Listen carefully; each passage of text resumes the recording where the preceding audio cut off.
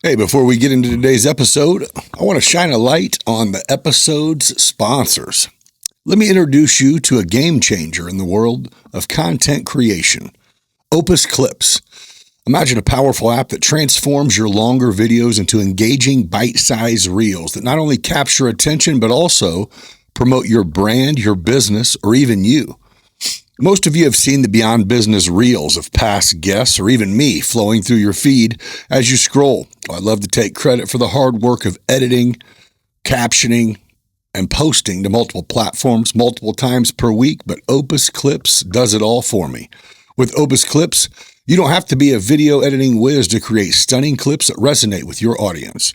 This intuitive app does all the heavy lifting for you, automatically crafting highlights that shine, perfect for social media, marketing campaigns, or simply sharing your creative genius with the world. Are you ready to elevate your content game? Well, head over to the link in the description or scan the QR code right here and unlock the full potential of Opus Clips. Let your creativity flow and watch your engagement soar. Scan the code so it'll stay open in your browser until you finish watching this episode. And when it gets done, start creating captivating reels today. Your brand deserves to shine, and Opus Clips is here to help do just that. Transform your backyard into a paradise with Family Home and Patio, proudly featuring American-made products for unmatched quality and durability. Whether it's a sleek in-ground retreat or an easy above-ground solution, their installation pros bring your vision of the dream pool to life. Their showroom in Decatur, Illinois, not only has premium brand hot tubs with expert installation and top-tier service to keep yours bubbling year-round, but they also carry chemicals, filters, and accessories, and everything you need to keep your water crystal clear and your pool party ready. Their expert pool and hot tub technicians provide professional maintenance and repair to keep your backyard oasis in peak condition year-round. Family Home and Patio is family-owned, family-operated, and family-focused. That's why they treat you like one of their own. Your backyard deserves the best, and they have it, crafted right here in the USA. Family Home and Patio, where relaxation meets home. Give them a call at 217-877-2808.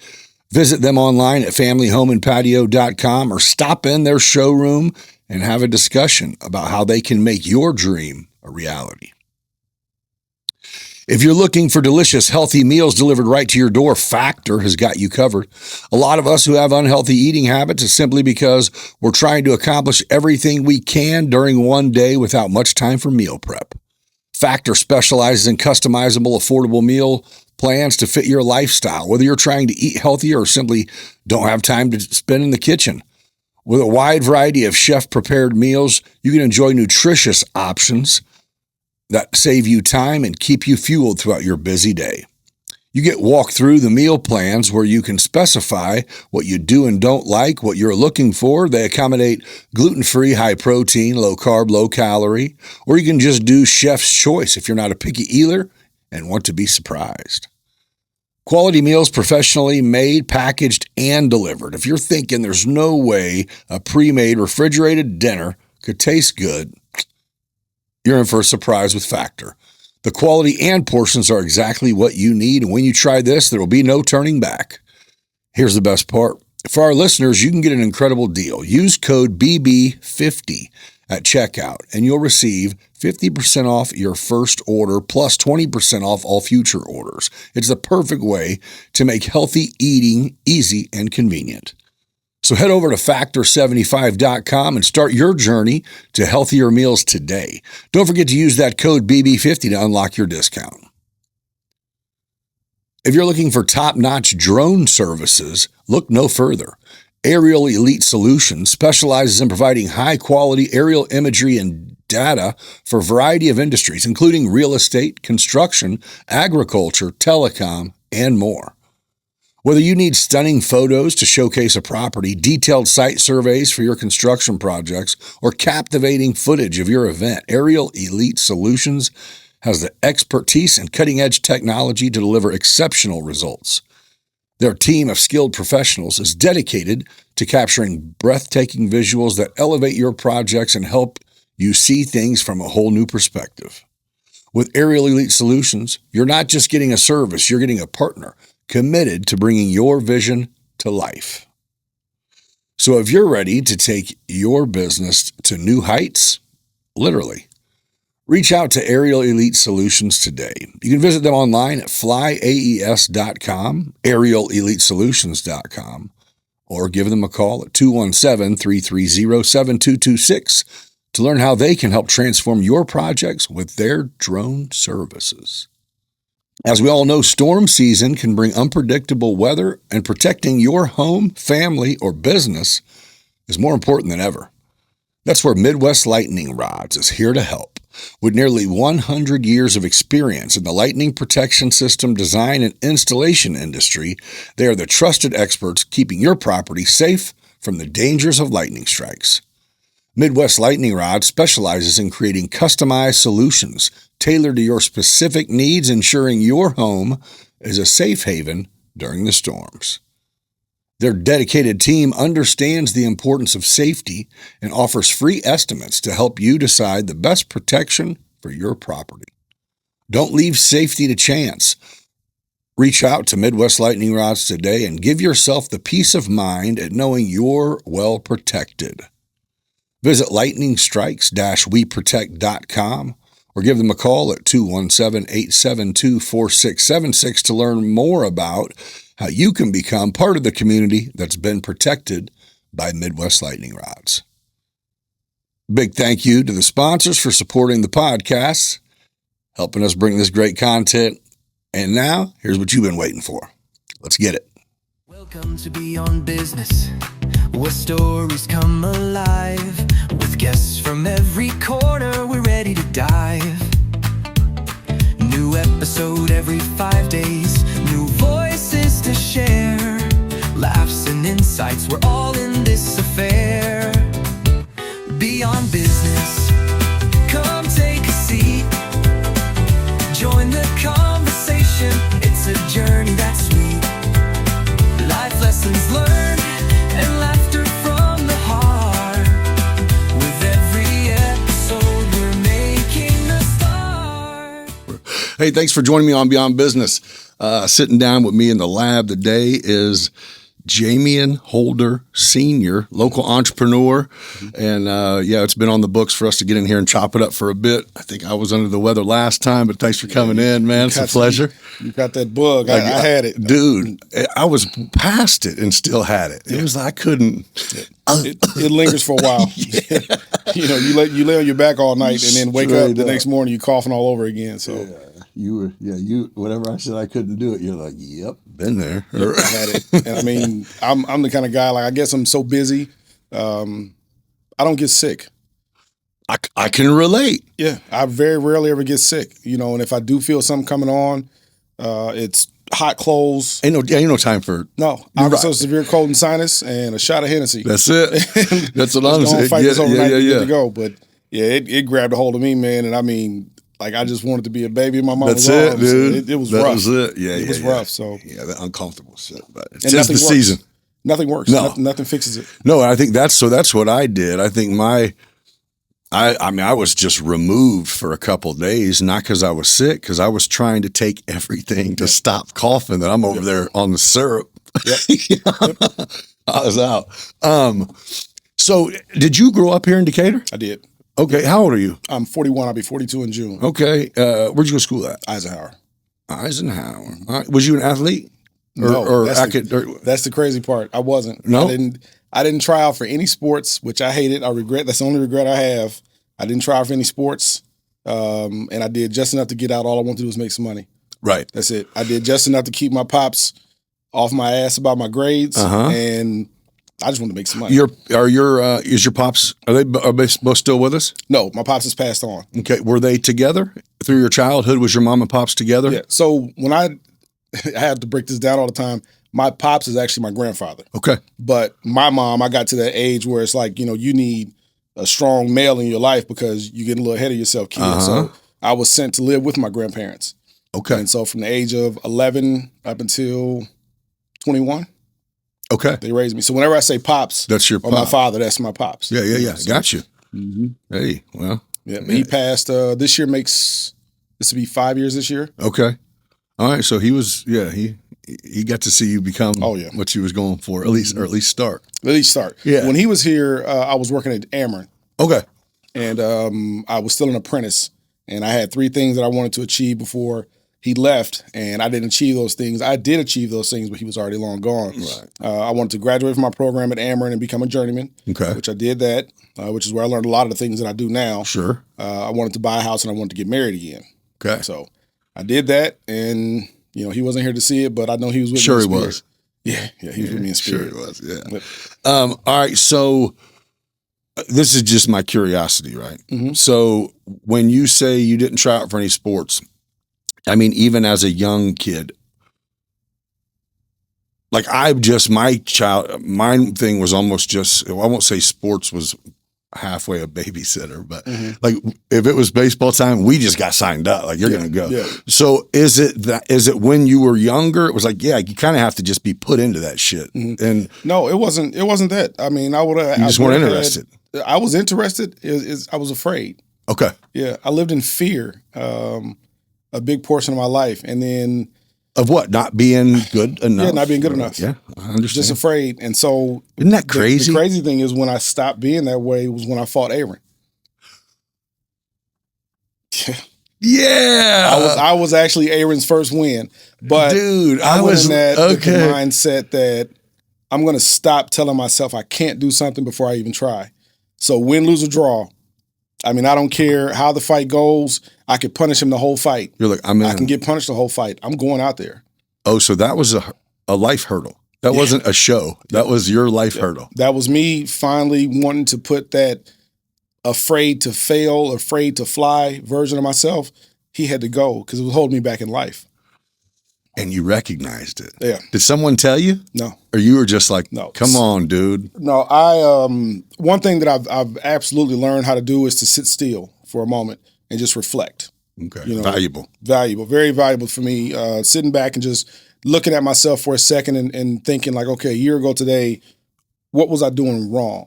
Mm-hmm. Am I still doing those things? Right. Okay, let's make some corrections and adjustments to life so we can get to that next level. Right. And that was one of the things that I did. I sat back and I'm like, you're not achieving anything. You're just pretty much existing.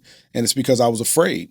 I was afraid to, put myself out there and either get laughed at or fail horribly. And it's like, the people of Decatur love me. I do a lot for the city of Decatur. I've done a lot of things in the community, for the city. It's like people will support you. Yeah. And the thing is even though they're sometimes the loudest and they're really not, we just pay attention to the negative shit more for whatever reason. Yeah.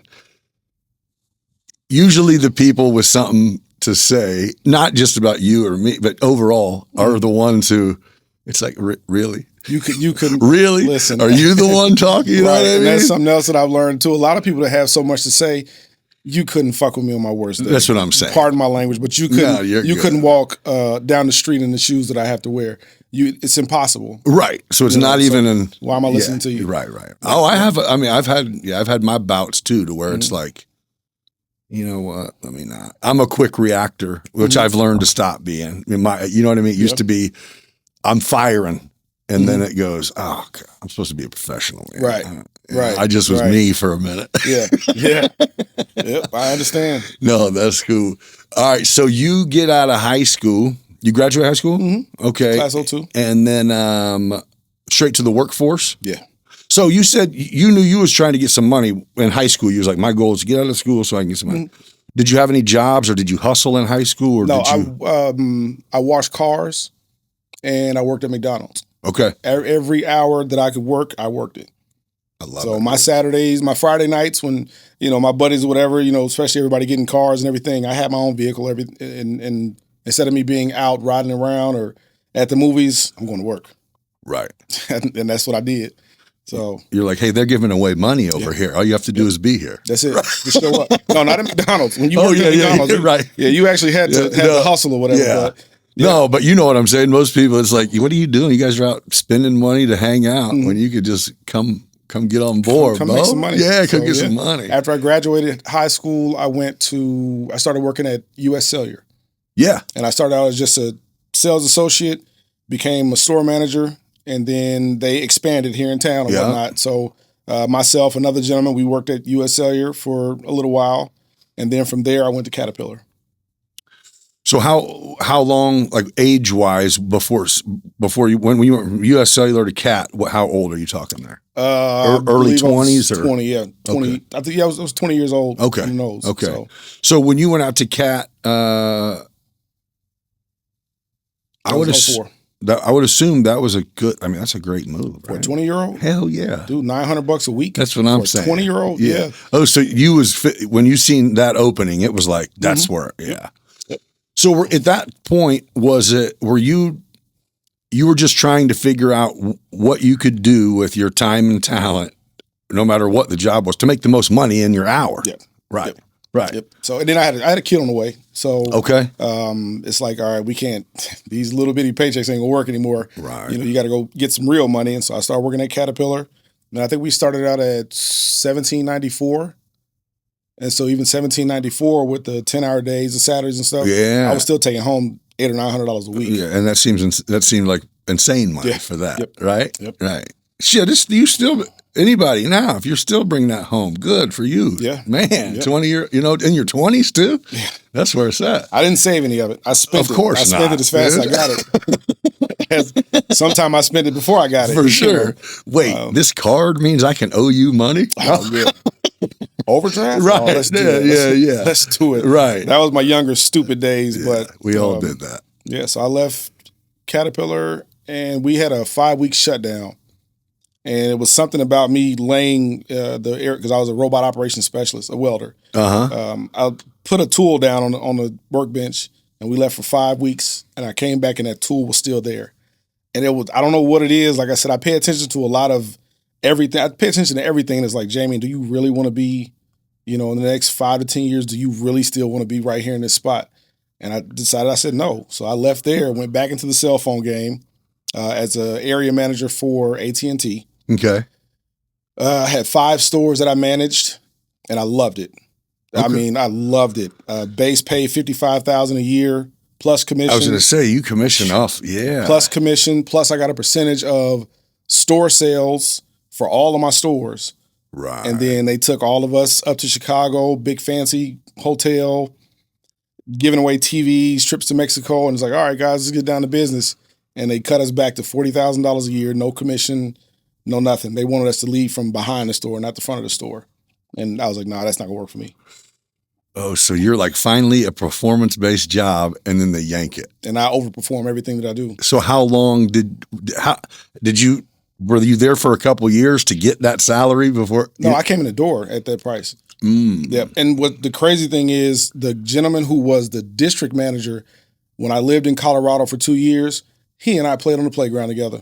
Really? Yep. Because he was just in conversation during the interview, and he said, where have you been? Where have you lived? I said, well, I lived in Colorado Springs, Colorado for 2 years. He was like, what school did you go to? And I said, Janitel.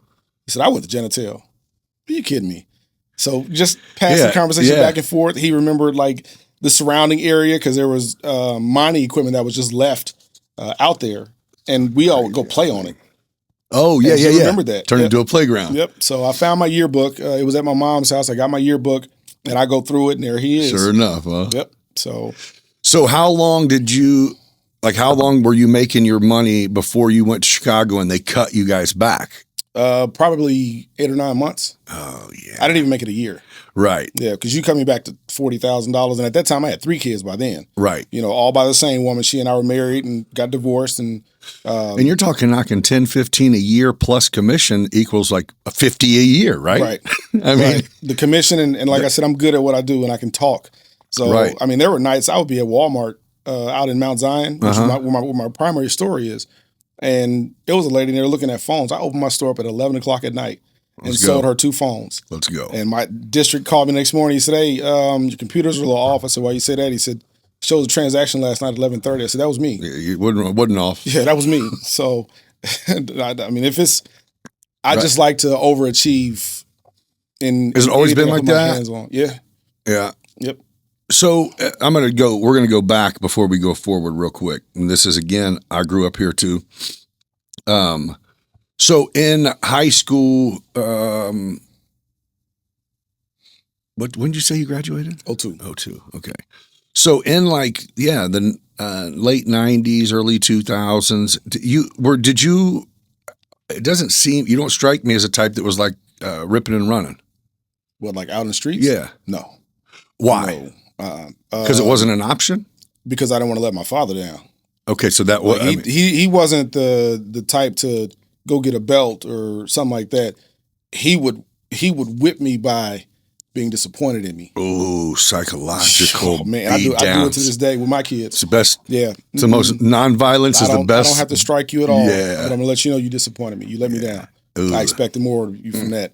And with Pops, with him being military as well, he was Air Force, which that's why I have this tattooed on my arm. Everything was structure. Right. You know, I can hear him some mornings, like when I tell myself I'm gonna sleep in a little bit, maybe till 8 or 9 o'clock. I can hear him as if he's standing in the room. Boy, get up and do something with yourself. Yeah, what you doing? Get up, do something with yourself. So get up, get yourself cleaned up. Right. Pick your house up, wash your car, cut your grass, do something. So that was just how Pops was, and like letting him down. Even as a young man. Yeah. It was that's valuable. Yeah, it's huge. Like, Pops, you got that nice big Wagner's belt over there, man. Just hit me with it. Let's get it over with. Yeah, but it's like, and then he already was really had a really deep voice, and so then whenever he's upset, and I ask him a question or something like that, and it's like his response is, because I let him down. Just like no, ripping and running the streets, okay. Gang affiliation, none of that. So I gotta say, and this is a hat tip to your ma, for her being able to know enough to go, hey, something is missing. Mm-hmm. Yeah. And I'm not gonna go find some dude to fake this shit. He's gonna get a man in his life, not a wish.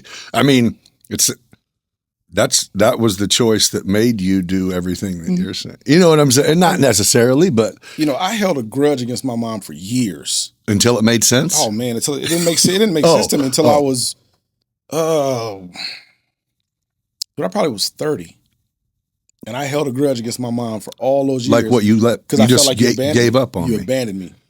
That's how I felt. Man, but then you're like, wait, I wouldn't have had what I give my kids. Exactly. Yeah, that's a crazy way to see it. I told her, I was like, Mom, I said, I've kind of held a grudge against you for a while. Just want to clear it all out. No more karmatic energy. Like I knew I was getting ready to take off and do something with myself. Seriously, like I didn't want no bad juju, no old things that I had to pay for. Grudges, none of that. No, nothing. So I called her and we had a conversation, and she said, "No, son, I didn't abandon you." She said, "I saved you." And that was everything. Yeah. And that's even what made me say that is it's like, the initial reaction is I gave up on your kid. It's right. Like, right. Or did she just think, or did she do some self-analyzing when you were in bed some nights going, I got to do something. Mm-hmm. Yep. She saw it. She saw what I didn't see. Yeah. And so for her to recognize that, and I still remember she called my granny. She said, Barbara, that's my grandmother's name. Uh-huh. She said, Barbara, come get my baby. And that story is even funny because she yelled downstairs for my pops to go pick me up. Well, he had just dropped me off because I go over there every weekend. Right. And she's yelling downstairs, go get Jamie. And Pops is inquisitive. Right. I mean, he's going to ask you 100 questions. We're going to know what's going on here. Yeah. And I always say I do the same thing, so I know which version of me needs to show up. For sure. You call me at 8 o'clock at night and say, dude, I need you here. What's going on? As I'm getting dressed, what's going on? Because I need to know what version of me needs to show up. Fair enough. Like, am I showing up to have a drink with you so you can right? Are you crying? Are you mad? Are you? Yeah. What's going on? So I know exactly what version of me needs to show up. Fair enough. I like that. Yeah. Dude. But that's how Pops was, and he was taking too long. And she told him, she said, "Shit, you move slow as molasses in the wintertime." Too many questions, bro. Jumped in the car and jumped in her van and drove back across town to pick me up. So you still seen your ma when you just lived at your grandparents'? Yeah, I lived on two different sides of town. Right. But for like the first, probably month, every day when I got out of school, because I went to TJ, every day when I got out of school, I would get on my bike and ride it across town to walk my little sister home from school. So yeah, gotcha. I would do that every single day, to because that's my little sister. She was still there. Gotcha. And then finally, my mom got away from the situation she was in with the individual she was with. Is that it? She was just in a bad spot. Oh, she was with a monster. Okay. He was a. So were you there when, did you get removed from that situation? Yes. Oh. Yeah. So the meat and potatoes of it, I came home from being at my grandparents' house, and he decided he wanted to, beat on my mom and hit on my little sister. And those are games that I don't play. And at that time, I'm starting to get a little bit bigger because, believe it or not, up until, I don't know how long it was, but I was the smallest kid. I was smaller than all of my cousins, smaller than my older sister. You're a big fella, man. Yeah, and then just took off. Now I'm 6'2.5", but at that time I wasn't big yet, but I was getting there. Right. And yeah, I came in and seen that going on, all because something to do with his bathroom that he didn't let anybody use and all that kind of stuff. Just and petty, dude, listen, angry man shit, dude. Yep. And the mental games that he played and the way that he was with me and my sister, I make sure that I am 100% the antithesis of that, because I don't play games with kids. I don't play about kids. That's one of the biggest reasons why I volunteered at Skywalker for 17 years. Right. One of the biggest reasons why is because I like to protect kids. And it's like every little kid that I protect is the little version of me that needed to be protected. So that's powerful. Yeah, I don't play about kids, and the things that he did, he's dead now. The world's a better place without him in here. Still feel that way. Right. Right in hell, motherfucker. Yeah. Happens. Some of them are like that, man. Disrespectfully. Sorry. Get the hell out of here, man. Sorry. You were a terror. You were a terrible individual. You think, as an adult now, do you look at a guy like that, and can you see and go, man, this is what his problem was? He was troubled. Are you like, no, he was just evil, man? Because there's some. Yeah, no, he was just.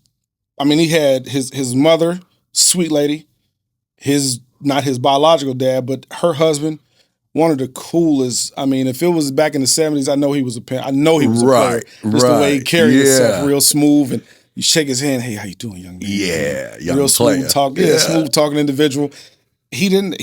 From what I know, he didn't have a bad upbringing. He went to the military and he just honorably discharged, all that kind of stuff. Never, from what I know, never went to war, so it wasn't like he had PTSD from war or something like that. It was just a shitty person. Shitty person. Yeah. People, that's it. A lot of weak dudes, that's their thing, lock in. Yep. Preyed on kids and women. Get a woman and play the game to get, it's fucking. Mm-mm. So your move on saying my thing is to protect kids, that's huge, and it's way more needed than a lot of people. Oh yeah, absolutely. Even with with my business now, I put on Facebook probably about 3 weeks ago, and I said that you must teach what is taught.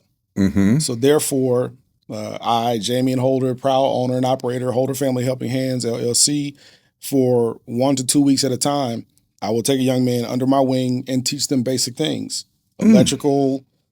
Simple plumbing, I'm not going to rewire a house with you. Internship, baby. Internship. And even also added to that, time is very valuable. So they'll get paid. For sure. Yeah. So if, I go and do a job and let's say I make $500 in a day, I will pay them. Right. And I've had one young man with me so far. They go good? Yeah. A curious dude is, a young curious mind is wonderful. I've never been fucking called sir that many times and want kid, listen. Yes, sir. Excuse me, sir. Hey, sir, hold on. Sir. He wanted it. He wanted to learn. He wanted to. How old young man you talking? He was 16. He is 16. Still in school. Yeah, still in school. And I even had a conversation with him, and he was like, "Yeah, I got expelled last year. I got into a fight. Somebody said something about me." I said, "Was it true what they said?" He was like, "No, they was just making up stuff. Was it worth getting expelled for?" Right. Young black man, think first. Dude, I'm very grateful for the era I grew up in. I'm 47. I graduated in 96. Okay. So yeah, late 80s, early 90s, bicycles, landlines, street lights. You know what I mean? I honestly, I don't even know how I would have handled being able to have everything you do is recorded and and you cannot know me and make up anything and say it and have people believe. Like as a young person, I got a 15-year-old son now, and his mom is the fucking phone police, so it's all good. He ain't even out on like social media. I think he's got like a couple of these apps, but no Facebook yet, none of that. And I think I go both ways. I go, hey, it's going to be like the preacher's son when he finally gets allowed to do shit. It's going to be like anal fucking freak parties or whatever the weird shit. But the reality is, dude, I just talked to him. I just talk to him about, hey, before you decide to go look up some crazy shit on your phone, don't destroy your image of what real life is. Oh, yeah, and it makes sense. From that regard, I had that conversation with my son as well. He didn't listen. He's inquisitive himself. Yeah. But, I always tell him, like, Makai, if you're getting ready to do something and it's something that you hear me inside your mind saying, don't do that. It's probably something you shouldn't do. This is true. So, and him at 17, brilliant young man, very proud of him. He works with me a lot when he's here. I can't say enough about him. That's one of my children. But he doesn't get in trouble. He doesn't do anything. He is the most laid back, calm 17-year-old ever. Like I coached football through Skywalker as well. 3 years undefeated. Each one of those years that I handed him his championship trophy, it's like, dude. I coached him in basketball in Chicago. 2 years, one season completely, the golden season. We didn't lose a game. We lost the last game the first year, but we still won both times, both championships. I have the picture when I handed him his trophy. Like, Emotionless. Yeah. Dude, that's kind of cool. And then you have my daughter. Hey, I came to work. I did my job. I did my job. All right, cool. That's enough. You said, then there's my daughter. Then there's my daughter. That laid backness stayed there, huh? Oh, it's 100%. She is, listen, Khalees is an animal. She's 14. Oh, yeah. She is an animal. Live wire. Oh, yeah. Yeah, buddy. Quick-witted. And she could be good, could be bad. We'll see. You never know what she's getting ready to say. And I'm the same way, so I know where she got it from.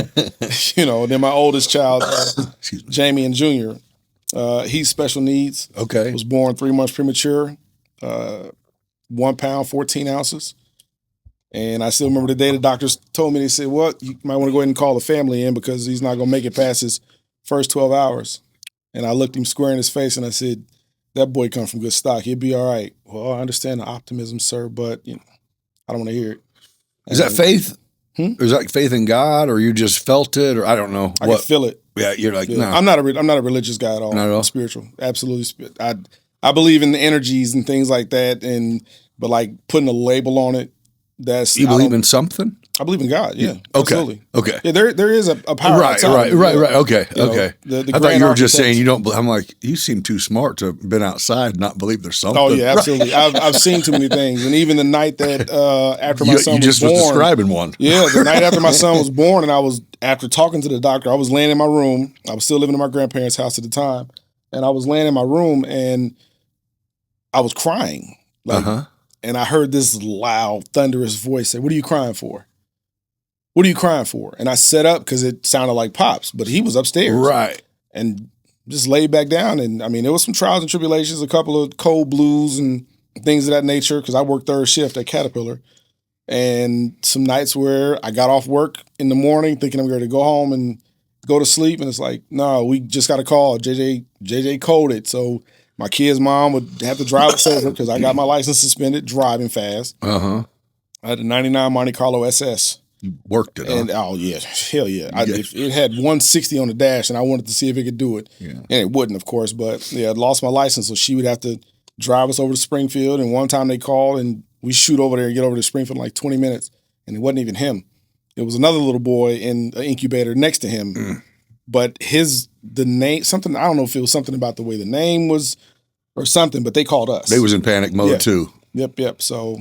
But I mean, I got to spend some time with my kid, and then go back home and go to sleep and all of that. Yeah, you put in the work, dude. But he has 19-time gold medalists in the state of Illinois. Your boy? 17 silver, some bronze, and some ribbons. Wait, how old is he? He's 21.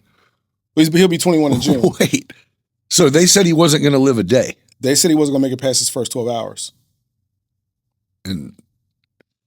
And he is, did that same doctor ever come back and go, hey, so? No, I don't honestly, I don't even remember what he looks like. Nothing. Or nothing. You just remember he tried to completely blanked him out. He tried to say some nonsense. Yeah, tried to steal my joy, as they say. Right. Try to kill my faith. Oh, that'd be it was tough. It was tough. Don't get me wrong. It was very, very tough. Right. But that's one thing I always give my kid's mom. I give her flowers because I had to go work to take care of the family, and she had to deal with a whole lot of, the medical aspect of JJ. And I mean, it wasn't like. What is his condition? What is it? He was just born premature. So now he is high functioning autistic, left-sided weakness. Okay. Grade 4 brain damage just from being so premature. Yeah. And I'm just not familiar. He didn't walk till he was 3. Okay. His first word was juice. So that's his nickname. That's juice. Great, dude. And just absolutely defying the odds. Excuse me. So like when I look at a kid like him and see just how many obstacles he had to go through and he still smiles, seeing that, defying the odds and whatnot, nobody can ever tell me there is no God. Right. I just won't put a name on it. Right. Yeah. Right. That's I feel that. I feel that. Yeah. Not to mention, it gets more, even if you wanted to, now give it a year and we'll change that God too. Yeah. It'll be something else. Yeah. So, it's crazy. It's ever changing. Yeah. Do you, I want to get into what you do, but I just want to go here for a second. Are you follow politics and shit at all? Or are you like, I'm not paying attention to that I do, circus? but I don't. I do just enough to, how do I put this? Pull that up just a little bit towards you. I do just enough to keep up with the value of my dollar.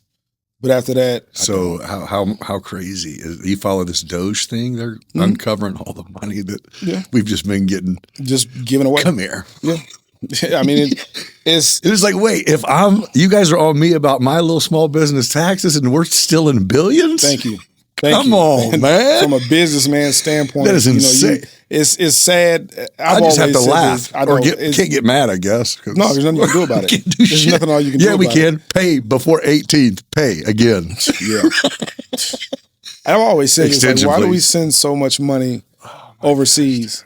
And then it's like I could take you to a side of town here in Decatur that could use some funding, we'll send all this money for foreign aid, all these different places, but we have veterans who come back from fighting wars and they're on the streets. Dude, $40 million in condoms to stop the spread of AIDS in Uganda.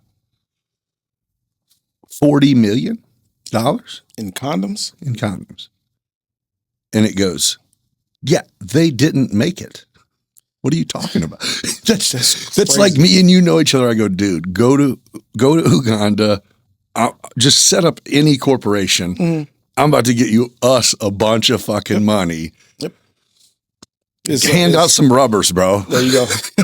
What? But I'm like, what? I thought that was a joke when I heard it because someone had Elon like on the hot seat going, now that you know that because he made kind of a joke of it and saying like, oh, we don't need to give a crap about other countries or our own having sex with each other. Mm. Like we need to deal with that individually. And the lady goes, well, how do you feel about that? Would you like to retract that statement now that you know it was for the prevention of AIDS? And he's like, oh no, I know what they do. Mm-hmm. No. Yeah. We're $2 trillion in debt. We don't send $40 million to anyone for some condoms, for some rubbers, bro. We're feeding people. Yeah, here's $40 million worth of condoms. Meanwhile, half the country's starving. Right.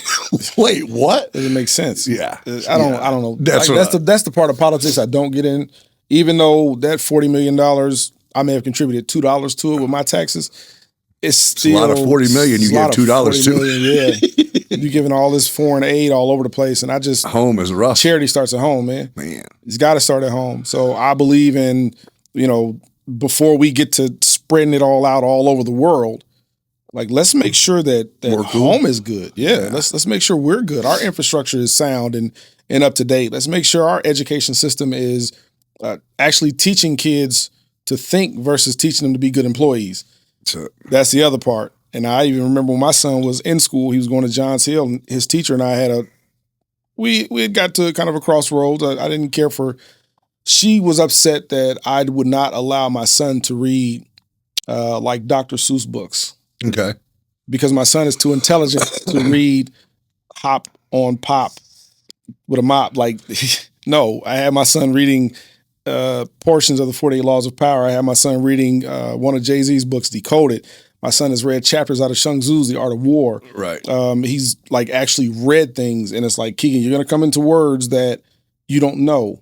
And so then that's when you figure out that's when we're going to figure out the root word. We're going to go into the dictionary. I actually took that from the way that my grandmother used to discipline me. She told me one time, she said, "You're too big for your ass to get whooped, but I got something else for you." She has this great big blue dictionary. And every time I made a mistake or messed up or whatever, she'd set me down to the table and open that dictionary, and she would tell me, "I want you to write all of these words 10 times each. And on this other page, I want you to write me a story."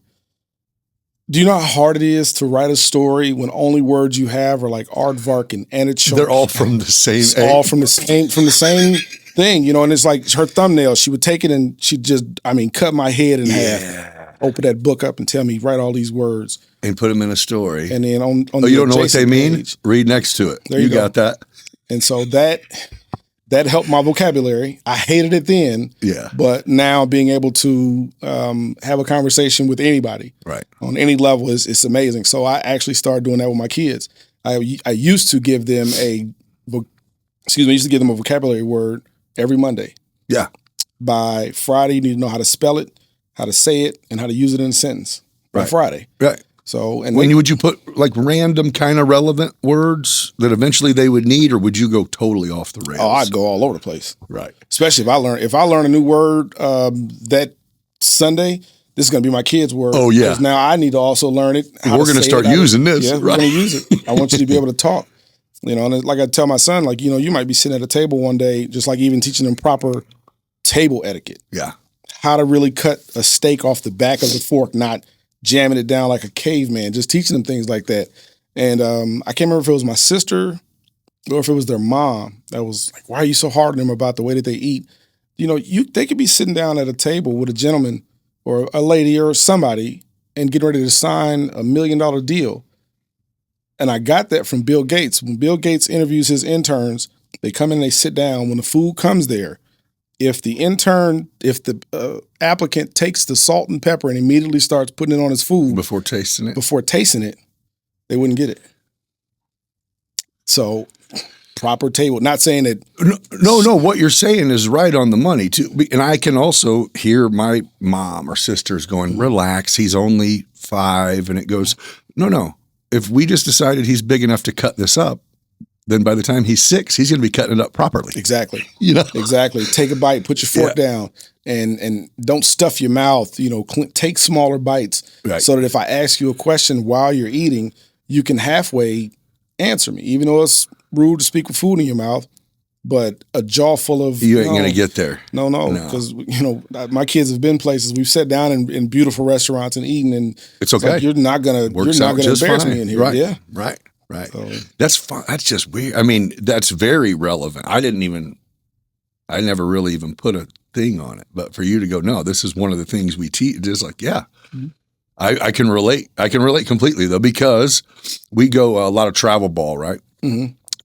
And for years it would be, you know, a Saturday evening was usually me footing the bill for 20 kids and 20 adults and a B-dubs or whatever. But it was like, I couldn't handle it.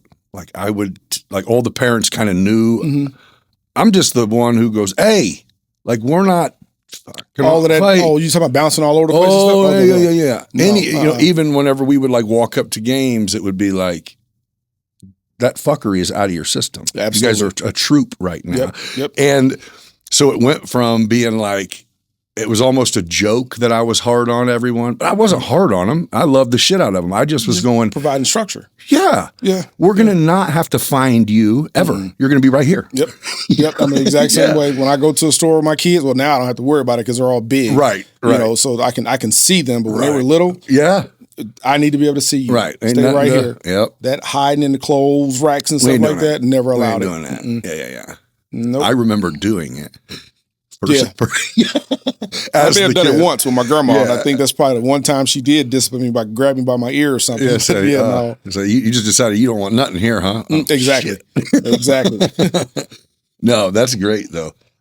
So I think I've talked about this on the podcast with a few people, because one thing that you're teaching, or I don't know if how your children are now. Well, you said 14, so she's still going to get there. But the 17-year-old's at a crucial time where the ability, even with all the, with the technology in general, the ability to communicate in person, face to face, comfortably, no matter if you open the door, whatever country the person came from, however old they are, for it to just be like, hey, it's another human.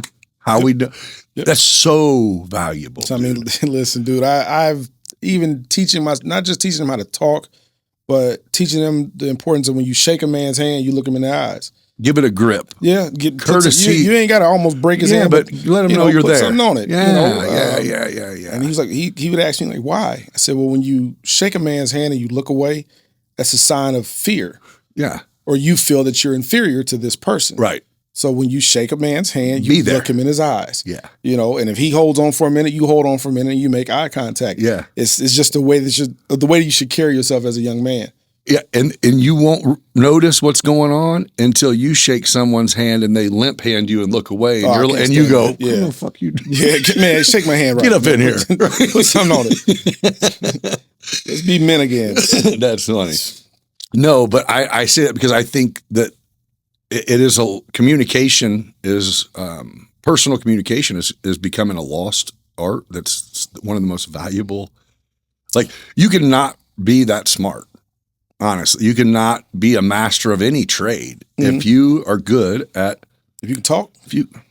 How many people in your life, we used to look at him and go, fucking car salesman ass dude. And it's like, oh no, he had a very good quality. He could go and talk. Start off as being the annoying person who next thing you know, you're like, no, this dude's actually cool, man. I was a car salesman at that time too. Next. Yeah. And I know a lot of dudes who they were like, we're hustlers, man, ran the streets. And then that became a thing that was like, wait, I can make whatever I can decide what I make. Oh, let's go. Yeah. So, but no, that's good. Well, it sounds like the upbringing had everything to do with it. Everything. So what was the first, you don't work for anyone but you, correct? No, I drive. I'm a truck driver. Oh. So I drive for a company called HTH, which they're right across the street from here. Yeah. So I'm a driver operator for them during the day. And then after I get off work at 4:30, that's when it's go time for me. And I always say, I can't remember where I heard it from, but it was like, why would you give 8 hours to somebody else's dream and not 8 to yours?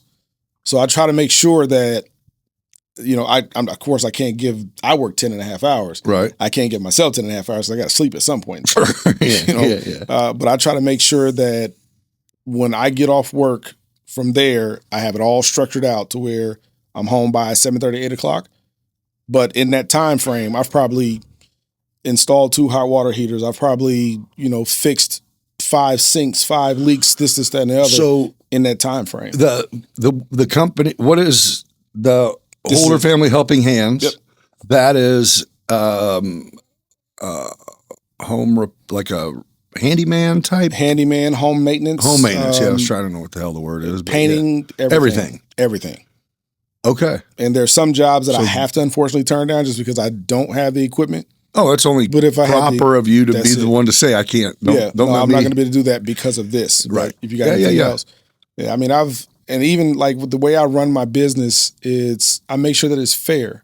Yeah. And I make sure that it's professional. I make sure that if I tell a customer I'll be there at 5 o'clock and it's 4:55, 4:50, I'm already on your street. Right. And I'll let them know, hey, I'm outside whenever you're ready. Just give me a holler. So do you have people? You have employees? Yes, I actually, and it's crazy how I did it. I actually hired my mom. Okay. My mom was my very first employee. She's my secretary. Okay. So I have a contract with a gentleman out of Chicago, millionaire investor or whatever. He probably has 40 or 50 houses around here right now. So he buys the houses. I walk them, make sure everything is up to code. If they're going to be on Section 8 or if they're going to be private pay, I go in. This outlet is loose. This one's burnt out. Oh, you test everything. You're just going through it. Yep, go through it, and I have my mom write up the invoice. I email him the invoice. He approves it, and then it's go time. Okay. So, hey, you got black mold in the basement. You send a list of this is what all needs done? Yes. He says, okay, do it. Yep. And he has a property manager, really, really kind lady. I love working with her because she's down to earth. Okay. But she and I will walk them together most of the time, but sometimes she's property manager for more than one person. Sure. So I'll walk them by myself, and I'll see okay, we need mini blinds, we need paint. I think trust that's part of a develop a relationship. Then it becomes all right. Yep. He's fine. Yeah, he's good. He's gonna. And I try to make sure it's all fair. I got into a disagreement, but a discussion with a gentleman at Lowe's, and he said, you're always in here. I'm in Lowe's so much that it's like, hey, Jay, what are you working on today? I've been there. But I was talking to another guy, and I was actually getting the flex lines, Shark Bite flex lines for the hot and cold side of the top of the hot water heater. And he said, man, you always in here. What do all you do? I said, I do everything. I said, right now I'm working on, installing a hot water heater for a customer. And he said, what do you charge? And I said, $175. Oh, no. You got to raise your prices, man. You got to raise your price. I said, why? I said, what do you charge? And you do it. Oh, $450, no less. I said, dude, do you realize that most people don't even have the $600 for the hot water heater?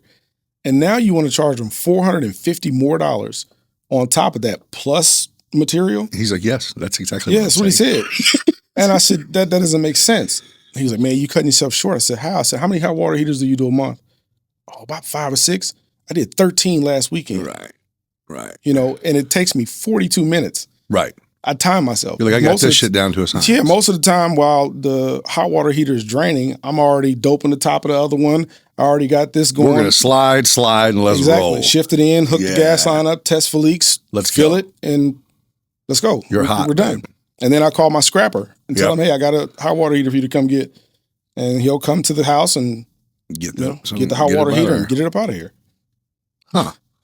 Well, no, that's good. But the thing, the pricing of shit is just, man. Listen. So here's what happened, right? Is I'm a contractor too. I do different type of shit. But even on like the commercial and industrial, everyone took that COVID shit and we all got our prices raised on stuff. But then everyone just decided to get greedy. Yeah. Collectively. Yes. That's why the dude's like, raise your price. I don't want you to be cheaper than me. And you're going, oh, I know you're fucking people. I don't want to. I don't want to be a part of it. Another lady, Miss Mary, I saw her at Lowe's as well. She was buying a toilet. And I'm in business. I do that. Yeah. I said, just, you got somebody to install it for you? She was like, yeah. I said, okay, if you don't mind me asking, what are they charging you? Oh, it's $300. You're paying $300 to set a $200 toilet in the floor? So a ring and roll, right? It's pretty simple. She's like, what do you charge? $125. Right. $125 is it. It's 12 minutes worth of work. Right. You want your old one to disappear, you want it in the garage. What you want to do? There you go. There you go. I can take it outside, break it up, put it on the curb for your garbage man to come get it. But $300, and it's like, because when I first got started, it was an elderly lady. She went 3 weeks without hot water.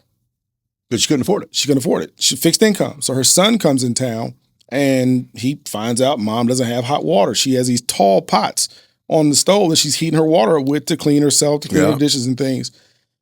And I believe he made was it a status on Facebook or I think somebody may have given him my number. And he reached out to me and everything. And like Mike, I'm not going to say actual names, but there's a company here that quoted her at $600 to put the hot water heater in. The hot water heater she needed, a 40-gallon tall A.O. Smith 3-year warranty, $519, $550 after tax. And you want to charge this lady $600? Oh, $600, not for the hot. I mean, no, just not for the hot water heater. It was $600 for them to do their thing. And I'm like, dude, I don't believe in getting over on people, man. I don't. Right. And it's like I said, it's 42 minutes worth of work. Right.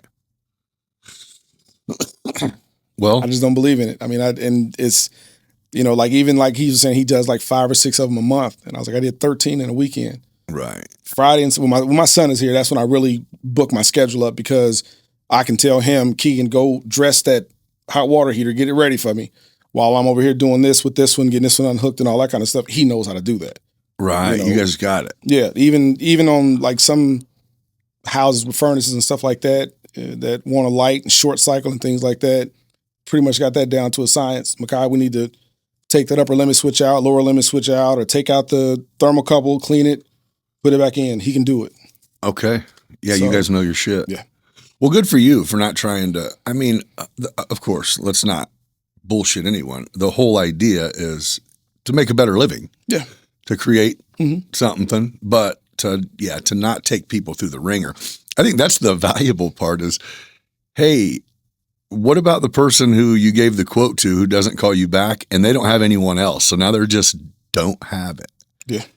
Guess I'll just, guess I'll put a pot on the stove till I can, 6 months goes by and I can come up with $500-$600, Yep. Yep. There was actually a house that I went to, the hot water heater went out. I relit it. Hey, I got to interrupt this episode just for a few minutes to tell you about the sponsors of the show.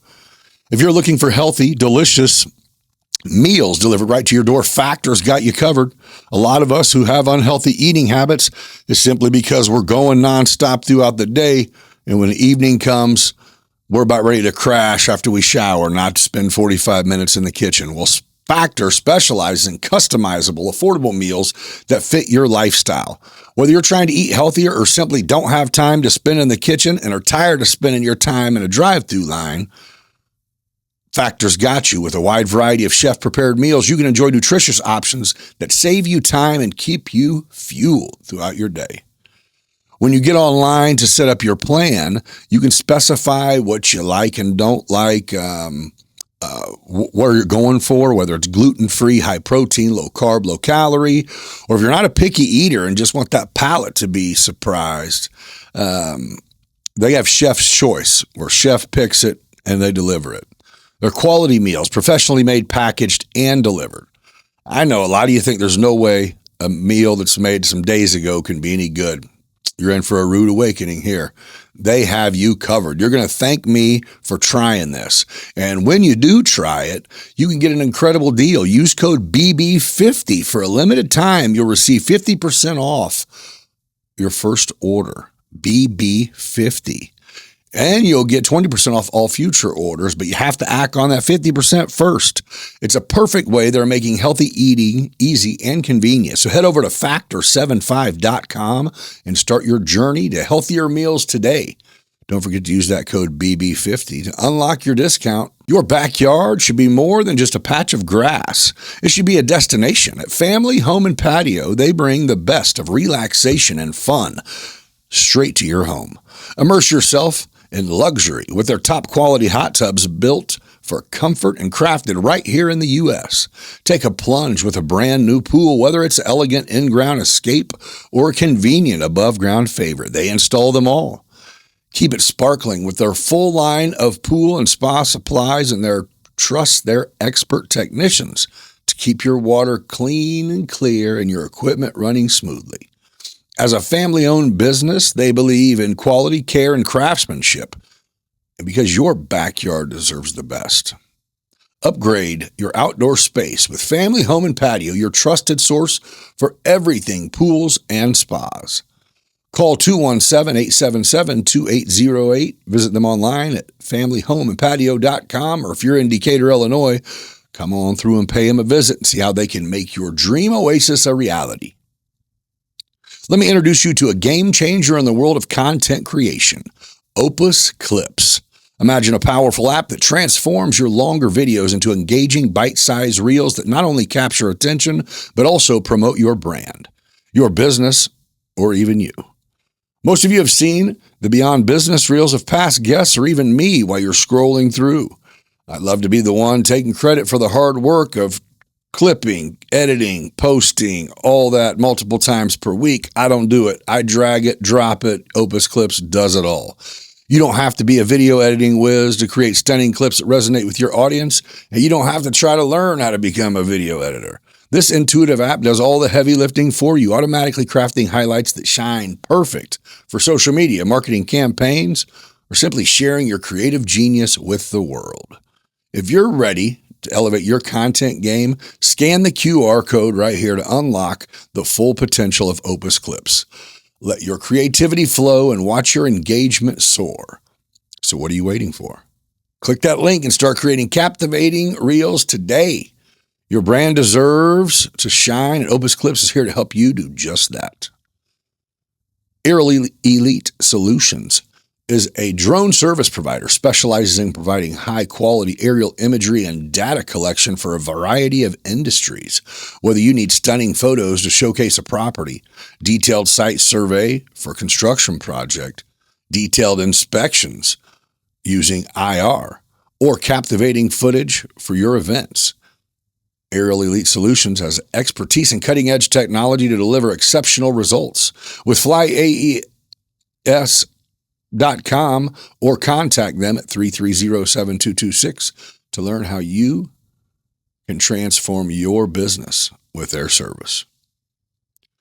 With nearly 100 years of experience in lightning protection system design and installation, Midwest Lightning Rods are the trusted experts in keeping your property safe from the dangers of lightning strikes. Midwest Lightning Rods specializes in creating customized solutions tailored to your specific needs, ensuring your home is a safe haven during the storms. Don't leave your safety to chance. Reach out to Midwest Lightning Rods today and give yourself the peace of mind this storm season. Visit lightningstrikes-weprotect.com for more information. Now, let's get back at it. Hot water heater went out. I relit it, and it wouldn't stay lit. So I actually made a mistake, too, because I was actually at home. I was doing nothing. I was like, please, we don't have any hot water. All right, I'll run by real quick and light it. It's going to be $50. Right. Because it's Sunday. It's going to be $50 for me to come by there and light it. And even that price, I got that price based on what I made per hour at Ameren. That's your value. That's my value. Yeah. And I know what I made per year at Ameren, but they paid me, I think it was $42.93 an hour. When I left, it was $44, something like that. So you're like, yep, then I'm worth $50 an hour. I'm worth $50 somewhere. an hour. Yeah. So I'm gonna do it here. So to go in and relight a hot water heater and check it out or whatever, but the vent on the top of it wasn't the right way. And the little kid's room was right there, right next to it. And I was like, hey, I'm not gonna be able to light this. I was like, oh, why not? I said, you don't have proper ventilation. Oh, we'll fix it later. That's not something that you can fix later. Right. We need to take care of this now. Yeah, this is no good. Or I'm not gonna light it. I said, because all that CO is going to go back into the room. This is bad news. Your kids are sleeping, dude, and you don't want to do that. Yeah. Oh, man, you can't just go. Nope, can't do it. And I refuse jobs sometimes. Right. Based on either that or you're going to pay me a crazy amount for hazard pay. Right. And you're going to be signing some shit and all. Right. You're going to actually go ahead and pay me now, and then I'll get the job done. Right. But yeah, I went into a young lady's house, and I'll never say her name, where it is or nothing. She asked me not to, and I said, I don't do that. I won't tell nobody, hey, I was over at Keisha's house, and Keisha's house. I won't do that. Right. But I actually went into the house. Sorry, I had Keisha. my bag. I had my bag on my shoulder, and I was like, I'm sorry, I'm not going to be able to do this. And she was like, well, why not? I said, there's no lighting. I don't know what I'm standing on right now. And I could feel the water is flowing. She had a busted pipe in her wall, but that's not what she called me for. I was like, I'm not going to do this job. I'm sorry. And I said, it was a smell that grabbed me by my face. Death, and we sit there and we talked for a second, and I was like, how are you mentally? She was like, I'll be honest, I've been down for like a month. And I said, why is that? What happened? The human in me wants to know. Because you're like, something's off. You don't live here. You can't it's impossible for you to be okay. Living like this. Right, what did she say? She lost a grandmother on a Monday. Her last living grandfather the following Monday. While they were at the funeral for the grandmother, they all got a call that the last living grandparent had passed. That's 3 grandparents in a 3-week time. Yeah, just right back to back to back. And I said, well, this is a sign of depression, honestly. And she said, what do you mean? Because I've gone to therapy before. Yeah, me too. And typically when your living area is a mess, It's an outward reflection of what's inside your mind. And I said, I see why now. That's not so inaccurate, right? Mm. I've had times to where, throughout like to where it'll be like, whether it be the truck or the shop or the house, where it's just like, hold on, get it together, bro. What the fuck are you doing? Yeah. I mean, and there's a difference between like getting like crazy busy and like you just don't have time. Yeah. No, but I know just the funk, man. Yeah. You're in that funk or whatever. Like I even had I'll be honest, I had a 2-week time frame where I wasn't getting home till 11. Mm-hmm. And there's a dish in the sink, but it's like, I'll wash that tomorrow. Yeah, I'm tired. I ain't got nothing. I get up at 5:40. I don't need that right now. Right. I don't. I'm gonna just leave it there. So there's a difference between having a little bit of clutter because you're busy. Yeah. But then the other portion of it, and I told her, I said, hey, won't you just take a weekend, turn your phone off, put some music on in one room at a time.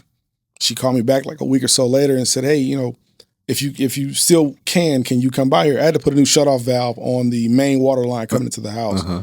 Now I got back over there, that basement was immaculate. She said, I took your advice. I said, what all did I say? Because I say a lot.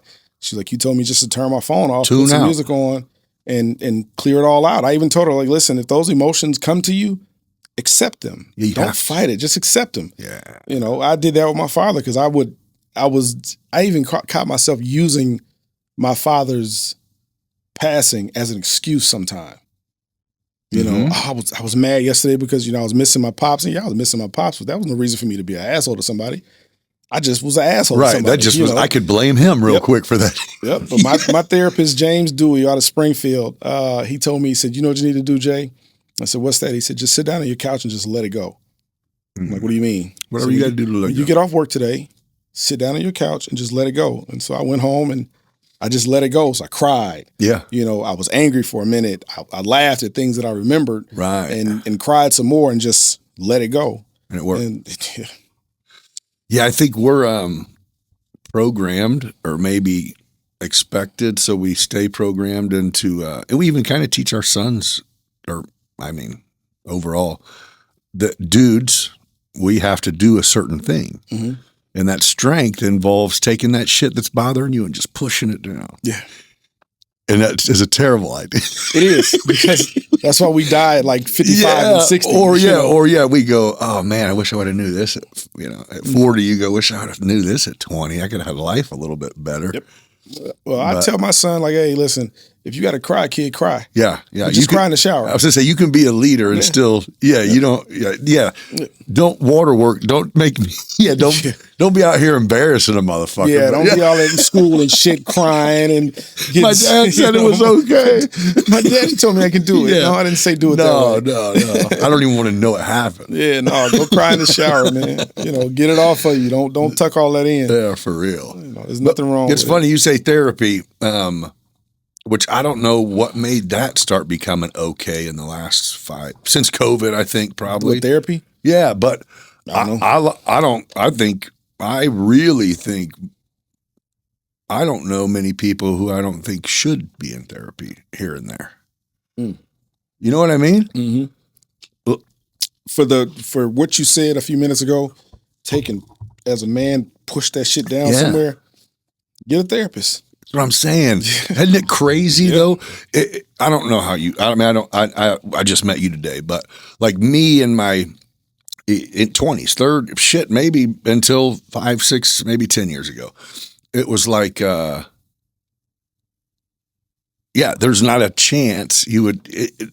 I would think talking. Let me go tell a stranger shit that I won't even tell people I love that don't judge me because I still want them to have that picture of me that they have.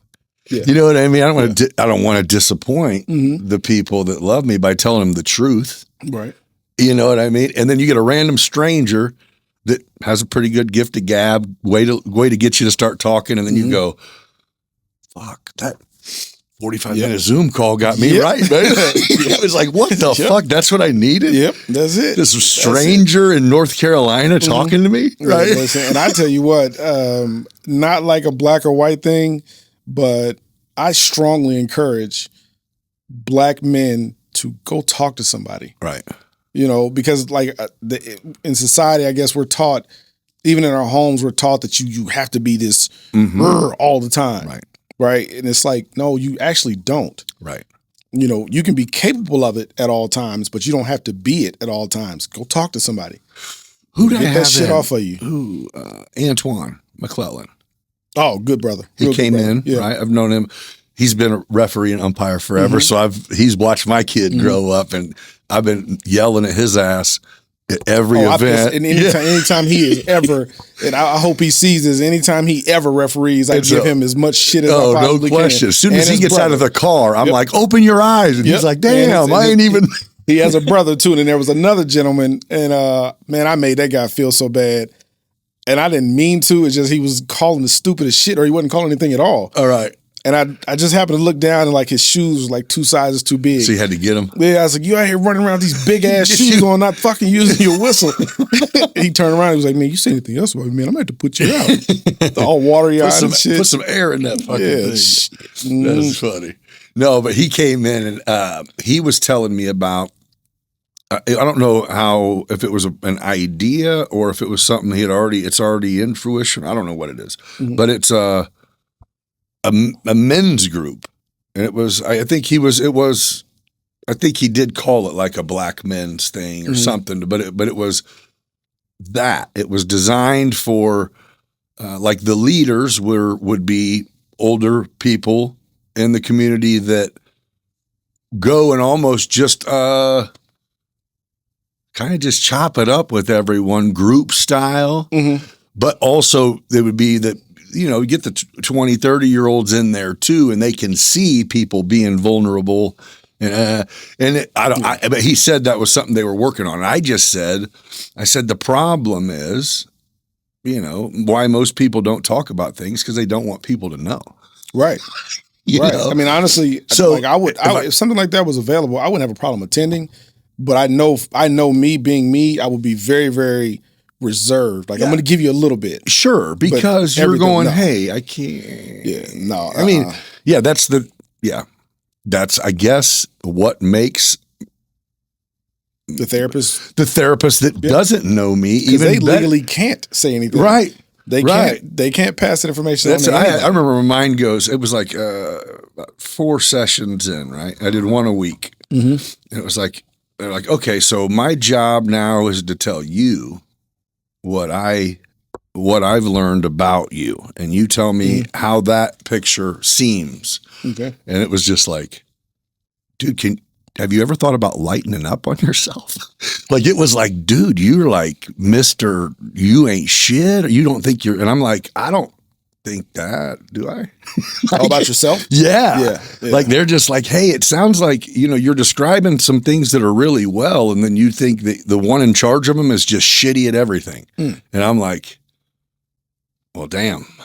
Didn't really see it that way.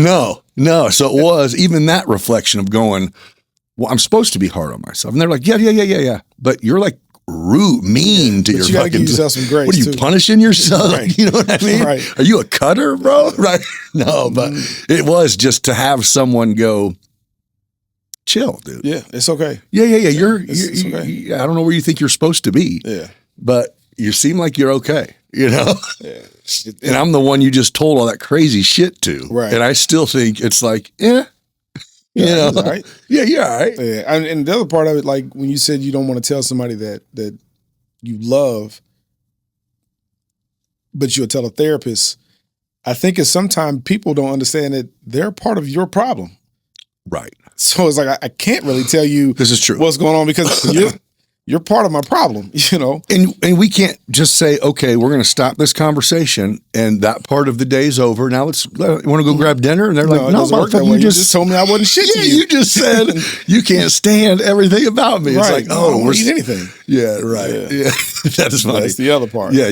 So. Well, yeah, so it does. It makes sense. I mean, I don't even know how. I think it's just more almost expected. And I know a lot of the people I know that are our age-ish that are entrepreneurs or business owners, 100% of them have went from using a bottle as a therapist to getting away from that and now actually having one. And that's what makes their relationship work, their business work. I can tell you, like I said, I'm a very, very honest man. That's part of the reason why I resigned from Ameren. Why is that? It drove me to drink. Yeah. Oh, dude, listen. You needed a cocktail, dude. A cocktail, my ass, dude. I was getting a half pint of Crown Apple. Let me bury this back. Yeah, let me go ahead and put this, because it's like every call that you go to is a possibility that you can die. Yeah. And that seems kind of dark, but it's just like, the last call out that I didn't accept before I resigned, the house blew up. I remember being in my training classes and them playing back a video of a woman who called in a gas leak, and the lady was like, all right, ma'am, because they have a script. Don't turn off any cell phones, don't light anything, don't this, don't that. Go ahead and get out of the house. And the woman got upset and was like, bitch, you don't tell me what to do in my house. She was like, man, I'm trying to tell you that for your own sake. This is a recorded call. And she was like, I'm going to light me a cigarette right now. You said you got gas in your house, and you hear that bitch, she's flicking a lighter, and it's like, I have to go to that house while this woman is in here with a gas leak, and you're flicking a lighter on purpose. Yeah. And you're like, I don't. Yeah. What her problem is has nothing to do with this. I have to go there. Yep. So I just, man, listen, it was rough. So how long were you at Ameren? 4.5 years. And your job was gas journeyman. Okay. Yep. So, are you smelling a gas leak? Yes. Go. Yep. Absolutely. Oh, fuck. Outdoor. You go indoor, to the outdoor. Bombs? You're walking into a bomb. That's exactly what I'm talking about. Right? Yeah, exactly what With I'm talking about. A tool belt? A tool bag. I mean, you didn't have a fucking you have a bomb suit on or nothing, right? You have a leak detection tool. You got to be up in there to use it. You crack the door open, put it in there, see what the readings are, that kind of thing. If it's high, you go out and shut the meter off. There was protocol to it. Okay. It's just that. Oh yeah, you can shut it off from outside. Yeah, I can shut it off from outside, but the house is still full. For sure. And all it takes is that pilot light that's still lit to get that draft in it. And then here we go. I mean, I know it's that simple, but it's not that simple. No. But it's just a possibility of. It don't have to be a very high percentage for me 30% not to want it. What? 30% gas air mixture is explosive. That's the upper explosive limits. Oh, below that, it's like, let's just open the door and let it vent out. Turn the gas off. Let it vent out. I just find meant a leak or whatever. It seems like there's too good of a possibility that you could walk into something that blows. Listen, up. there was a gentleman that got locked in the basement of a lady's house. She had dementia and forgot that she called, and he was down there, checking for a leak. She closed the door and locked it. He had the radio up. Hey, she locked the door, and then he's beating on the door, but she's in the whole other portion of the house and forgot that he was in the basement. She just fucked. I'd have broke that fucking door is what I told him. I would have been up out of there. Yeah, somebody had to come to the house. You would have had to forget why your door was off. Exactly. What happened to my door? Well, yeah, I don't know. No, I was going to ask you. Yeah. I know a guy that can fix it. Yeah. I didn't break it too bad. Yeah, he had the radio up, and we had to, go and, somebody had to go knock on the door like, hey, lady, one of our technicians are locked in your basement. Right. And so she didn't remember. That was a good paying gig, though. Yeah. So was it after you left CAT? You went back to sell store? I left CAT, went back to sales at AT&T. I left there, and I have a degree in IT, 2-year degree in IT, associates. Started working for the school district. Okay. As an IT technician, managing some of the buildings and stuff like that. I left there and went to Ameren. And so when you got that job at Ameren initially, was it like, oh, hell yeah, this is a career move? Oh, dude, listen, you walk in the door. This is 2018. I walked in the door at $37 an hour. I'd never made $37 an hour. So you're anywhere, like, bam. Right away. And it was an old guy used to work there, and I'll leave him. Old guy named Mike. Mike said, put 25% of your pay in your 401k. I'm like, man, that's a lot. He said, have you ever made this kind of money before? I'm like, no. You're not going to miss it then. Did you do it? No. No, of course you didn't. No, I didn't. Ain't nobody trying to give up for another 25%. Oh, man, listen. But then at the end, you're like, damn, Mike. That's crazy. As Uncle Sam never did bother me one time with the taxes that I paid. It was always cool. I never got a return. I haven't had a tax return since 2005. Shit's over with. That was the last one I got. And after that, it was like, hey, you owe $100 or, you break even. I just always wanted to break even. Shit, when I was working at Ameren, I think my first year there, because I started in March, my first year I gave them 12. Mm-hmm. My second year I gave them 18. The year after that, 22. Yeah. And then I think that last year I was already projecting to, let me see, I'd have given 15,000 by the time I resigned in June. Yeah. And when I got my taxes done, it was like, you didn't give enough. So I'm on the phone with the IRS. I'm like, how did I not give enough? I claimed 0. I let you get what you want. Yeah, but it wasn't enough. I said, so listen, if I invite you to my house and I have a buffet, all of your favorite foods are here, and you come in and you get one piece and you didn't get full, whose fault is that? It's yours. I told you get what you want. And so, yeah, I ended up having to pay a lot of money back in taxes. Gotta love it. Yeah. So they didn't bother me till I crossed 6 figures. Right. After that, it was like, oh, he's making some money now. Let's take some. Got to knock him back down a little bit. Yeah, I want to say if you right when you step into the next tax bracket, if you're going bottom of this tax bracket to top of this one, you can like make $40,000 more a year and bring home almost the same. Yeah. Yes. To where it was like, it's like, are you fucking kidding me? Yes. That's like after you work 8 months, the rest of the months, I get that. And see, they had, because we worked so much overtime when I was at Ameren. We worked a shit ton of overtime. Like I think my longest shift was 26 and a half hours. Oh, that was straight. Shit. You know, and then I would like wire watching, things like that. So you're sitting out there watching live wire. And it goes after 8 time and a half after 8 time and a half after double time was at the 13th hour. After 12? Double time. Yeah. So oh, yeah. So you're like, what do I need to do? Yeah. Right. So, you know, and making great money, but it was so stressful. It's ridiculous. Yeah. So when you left Ameren, did you go to where you're at now, HGH? No. So when I left Ameren, I already had a dream. God had already given me a vision and I couldn't shake it. Okay. And I want to own my own semi. Right. So because that's technically you're a contractor, right? Mm-hmm. I mean, you're subcontract to Mm-hmm. yeah. Yep. So I will own my own semi. But that was the vision that God had given me, and it was just a small piece to a great big puzzle. So I left there. I already had my CDL. Went and got some endorsements. I drove for Pugsley Container for a little while. Uh-huh. And I remember when I walked away from that, I went to dump, and it was farm and road day. And there's like one day out of the week where dead animals and shit like that is brought and dumped at the landfill. They dig these great big holes and all that. They dump all the animals and stuff in there.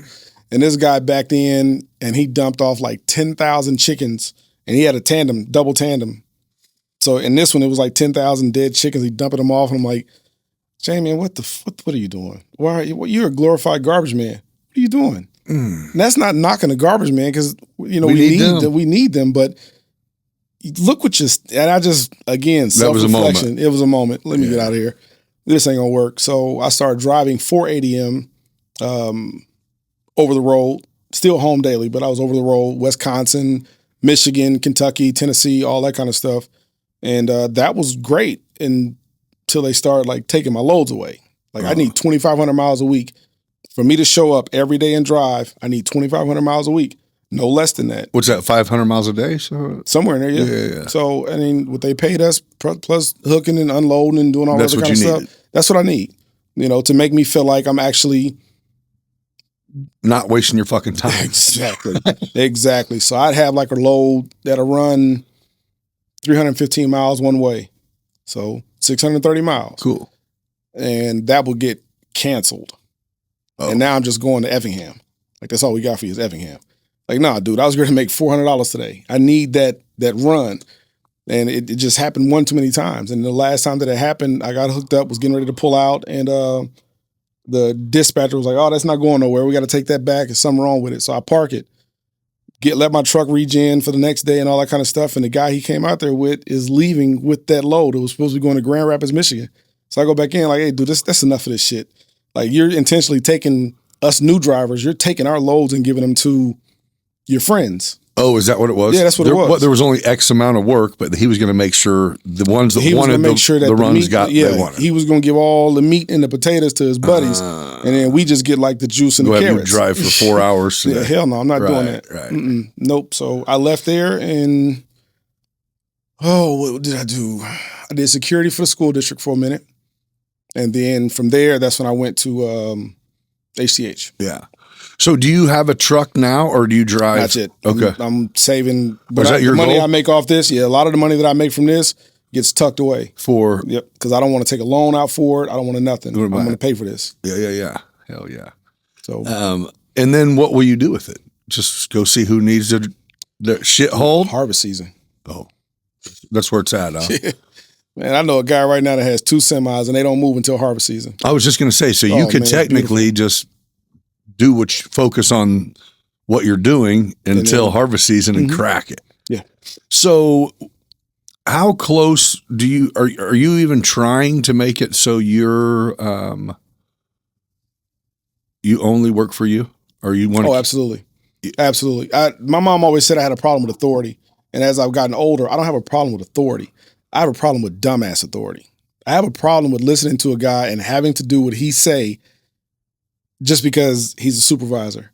Right. But what he's saying is stupid. Yeah, some random gave him that. Yeah, it's dumb. Like, even on the job that I have now, they wanted me to dump off a half a load, go out to ADM rail, climb in the back of it, scrape everything out of it, and then come back just to put 7 inches of water in the back of them. I'm not doing that shit. It's stupid. Jamie, I'm starting to have a problem with you not respecting my authority. I said, what's your job title? Well, you don't even know what the fuck your job title is. So what authority am I not respecting? I said, that's dumb. First of all, you got an X, Y, and Z. We need a confined space permit. And I'm a driver, dude. I go to work clean. I come home clean. Oh, right. Yeah, right. No, I'm not climbing in the back of this truck scraping nothing. I wear a white sweater, a white hoodie to work some days. And when I leave work, it's still white. Oh, so you're going, that's just not to be one to go, hey, that's not my job description, but you're asking me to go to work and do some totally different shit. Some unsafe shit. That's the other part. You want me to go do some unsafe shit, and I'm not doing it. I've told my director, so is it everybody. Do you feel like and I'm not saying they don't, but you feel like if they treated you better that you would do anything? If it was a company that you really liked and you felt like you were getting treated good and they asked you to do that, would you be like, I'll do whatever, man, you guys are the bomb? Or is it like, no. No, my name, the only time I do we something still like have that, to have shit a certain way. The only time I will get down like that is if my name is on the side of it. You're like, no, if it's my truck. Yeah, I'd tell them in a minute. They wanted us, even during the colder time of the year, it's like, hey, we need to leave these trucks running. I've had my CDL for 10 years. I have an uncle who's been driving for 43 years. Yeah. So our conversation, after a certain temperature, the glow plugs aren't enough. Right. We're talking about below 13, so let's keep the trucks running. Well, no, they don't really want to. And I say, all right, I don't give a shit, because that H, that T, and that H, neither one of those letters are my name. So it's not my name. It's not my truck. Whatever you want. Whatever you want to do, baby. Take a stab. I was just throwing it out there. Let's do it. A little fuel might be okay to burn right now. Because instead of replacing, getting that fuel gelled up in there, that's going to cost you way more than, $150 worth of fuel. Right. But at the same time, it's like, it don't say my name. My name isn't on there. Right. So the only way that I will, like I said, really, really get down and get dirty is if it has my name on it. Okay. So you have the, I guess, home repair and home service and everything. Damn near everything. Company. And you said you have another company. Yeah, my hauling company. Oh, that's what we're just talking about. Hauling. That was the first one I started. Oh, you're talking about you're not saying your plan of the semi. You're saying hauling. That's already in motion. Oh, you're already hauled. That's what you were saying when you got people that need stuff cleared out. You guys can go do it. Yep. Oh, yeah. So, at the time when I first started that, I had a truck. I had a Ram 1500. So I could haul. I have a trailer and everything, so I could easily haul things away. Right. Well, after 223,000 miles, okay, my Ram kind of was like, "Hey, big dog, I'm tired." Over with, dude. That was it. So now, of course, I'm driving an Audi. I can't haul anything in that. Okay. But if I get a call that something needs to be hauled away, like a young lady needed some, she had a tree knocked down. Her dad came over, chopped the ball of wood. They kept what they wanted to keep as far as firewood goes, and then the rest of it needed to be hauled away. I went and got a U-Haul. Right. Yeah, I'll go and pay that $20 for the day. It'll be included into the price. Right. And so you still make it happen. If you're hauling, yeah. you still do it. Hell yeah. Yeah, I'm gonna make some things happen. Right. I'm gonna get it done. So if I gotta go get a U-Haul or one of the truck and trailer or something like that, I'll go in there, go in and get it, take off, go do the job, and I take it a step further and clean the back of the truck out. I'll stop at a car wash, spray it out. Sure. You're like, I'm gonna be back for one of these trucks, so I want you to know. Exactly. Exactly. So actually, because you can rent a pickup and a trailer, you can rent everything. $40. Oh, dude, $40 to go make. Oh, so that's where. So $300. Yeah, so it's like I don't even need to go grab a truck. It'd be a waste to own it because it would take $40. Yeah, I mean, like when I leave it costs me that to go do shit anyway. When I leave here, when we're done with this today, I'm going down the street to pick up a truck. Yeah, I'm going out to Menards to pick up a load of drywall. I'm gonna drop that off, and then I'm going to go get a hot water heater, and then put the hot water heater in, take the truck back, and I'm gonna hang drywall when we get done with this. Okay.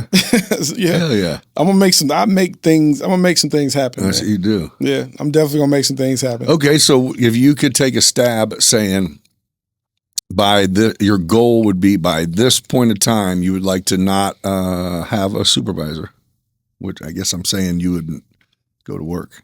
End of July. Oh, it's coming. It's already coming. Yeah, I've already had to burn vacation days, use PTO days because I have more money on the schedule with my own business. And that's all you need. Than what they're going to pay me. Bam. Yeah. So that's it.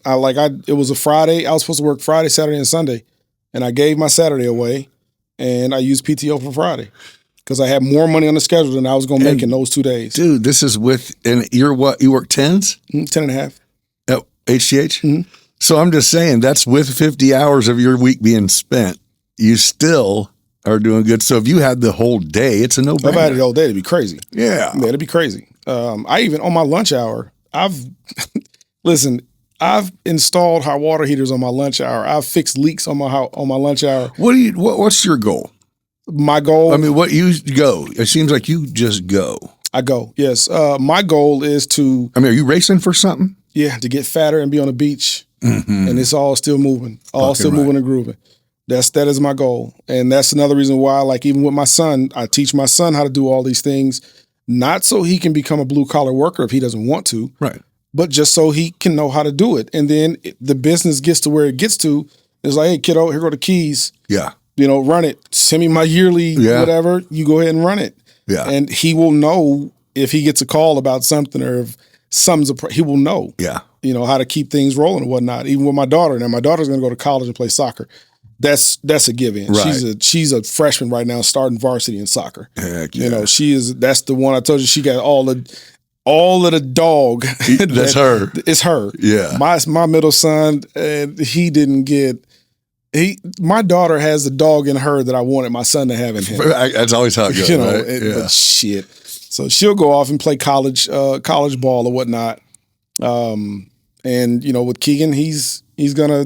He's going to find his way. Right. He just actually called me and told me, he said, Dad, I want to let you know I signed up for an apprenticeship. I said, apprenticeship where? He said, through IBEW.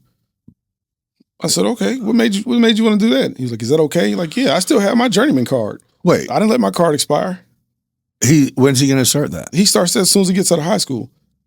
He was like, I just don't know can you explain HVAC to me a little bit more? I said, well, that's furnaces, AC units, that kind of thing. I was like, all the stuff that I was teaching you, like with thermocouples and with this and with that inside of a furnace, that's HVAC.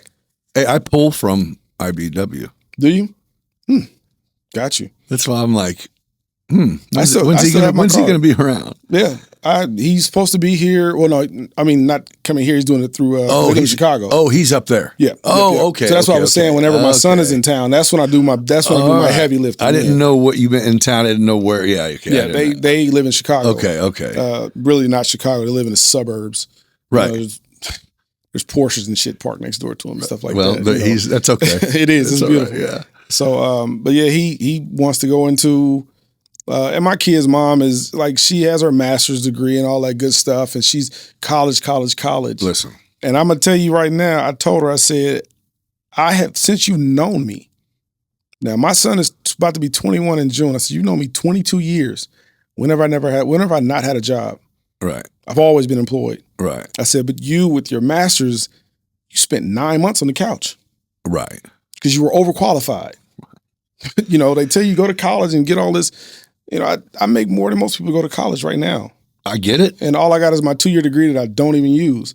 It's just. Dude, that's when you said your son's going to go into the trades. I'm like, bing, ding, ding, ding, ding, ding, ding. You know what I mean? Can you imagine at 18, graduating from a program by the time he turns 18, and he's already at $70,000, $80,000 a year at 18? All I'm thinking is I'm going, after he once he becomes a journeyman, he'll still be 22, 23. Prevailing wage jobs. He's making $70 an hour. Yeah. That's fucking insane. It's fucking incredible. Under 25 years old? Yeah. The one thing that I told him, I said, Keegan, I didn't touch $100,000 a year until I was 35. Them dudes ain't coming to work. That's when I started making $100,000, and I've consistently done that. Right. I said, I want you to get to it faster than I did. Dude. He's like, what do you mean? I said, you touch 100,000 by the time you're 30. For sure. Or 25. It's crazy. You know, they make it possible, though. It's possible. You're going to go through this program now. Hell yeah, it's possible. Yeah, that is His mom's great upset for him. about it, but it's like, you know, listen, I've taught my kid to think for yourself. Like what you like. Don't do shit because if all your friends want to do it, so now you want to do it to be cool with them. Nah, you do shit to make them want to be cool like you. Right. You walk your own path. You do your own thing. Even me. Delayed gratification. There you go. You know what I mean? It'll come. Like even with the trucking thing, my whole one part of my vision with the trucking was I get my first semi and I run it. And I mean, I run it. Buy a second one by the time he graduates high school. But he technically can't drive until he can't get a CDL until he's 18. He's getting ready to graduate in May. So now I have a second truck. Now I put him in that truck. Now he's making X amount of dollars a year at 18. But he told me, he's like, Daddy, honestly, I don't think I want to be a truck driver. All right, cool. You're gonna do something though. Right. You know, you got all that information in there, that big, beautiful brain of yours. You're not going to work at a gas station, kid. Right. You got to figure it out. You got to do something. So Right. He takes some free online course for day trading. Uh-huh. And then now he's found this IBEW program that he signed himself up for.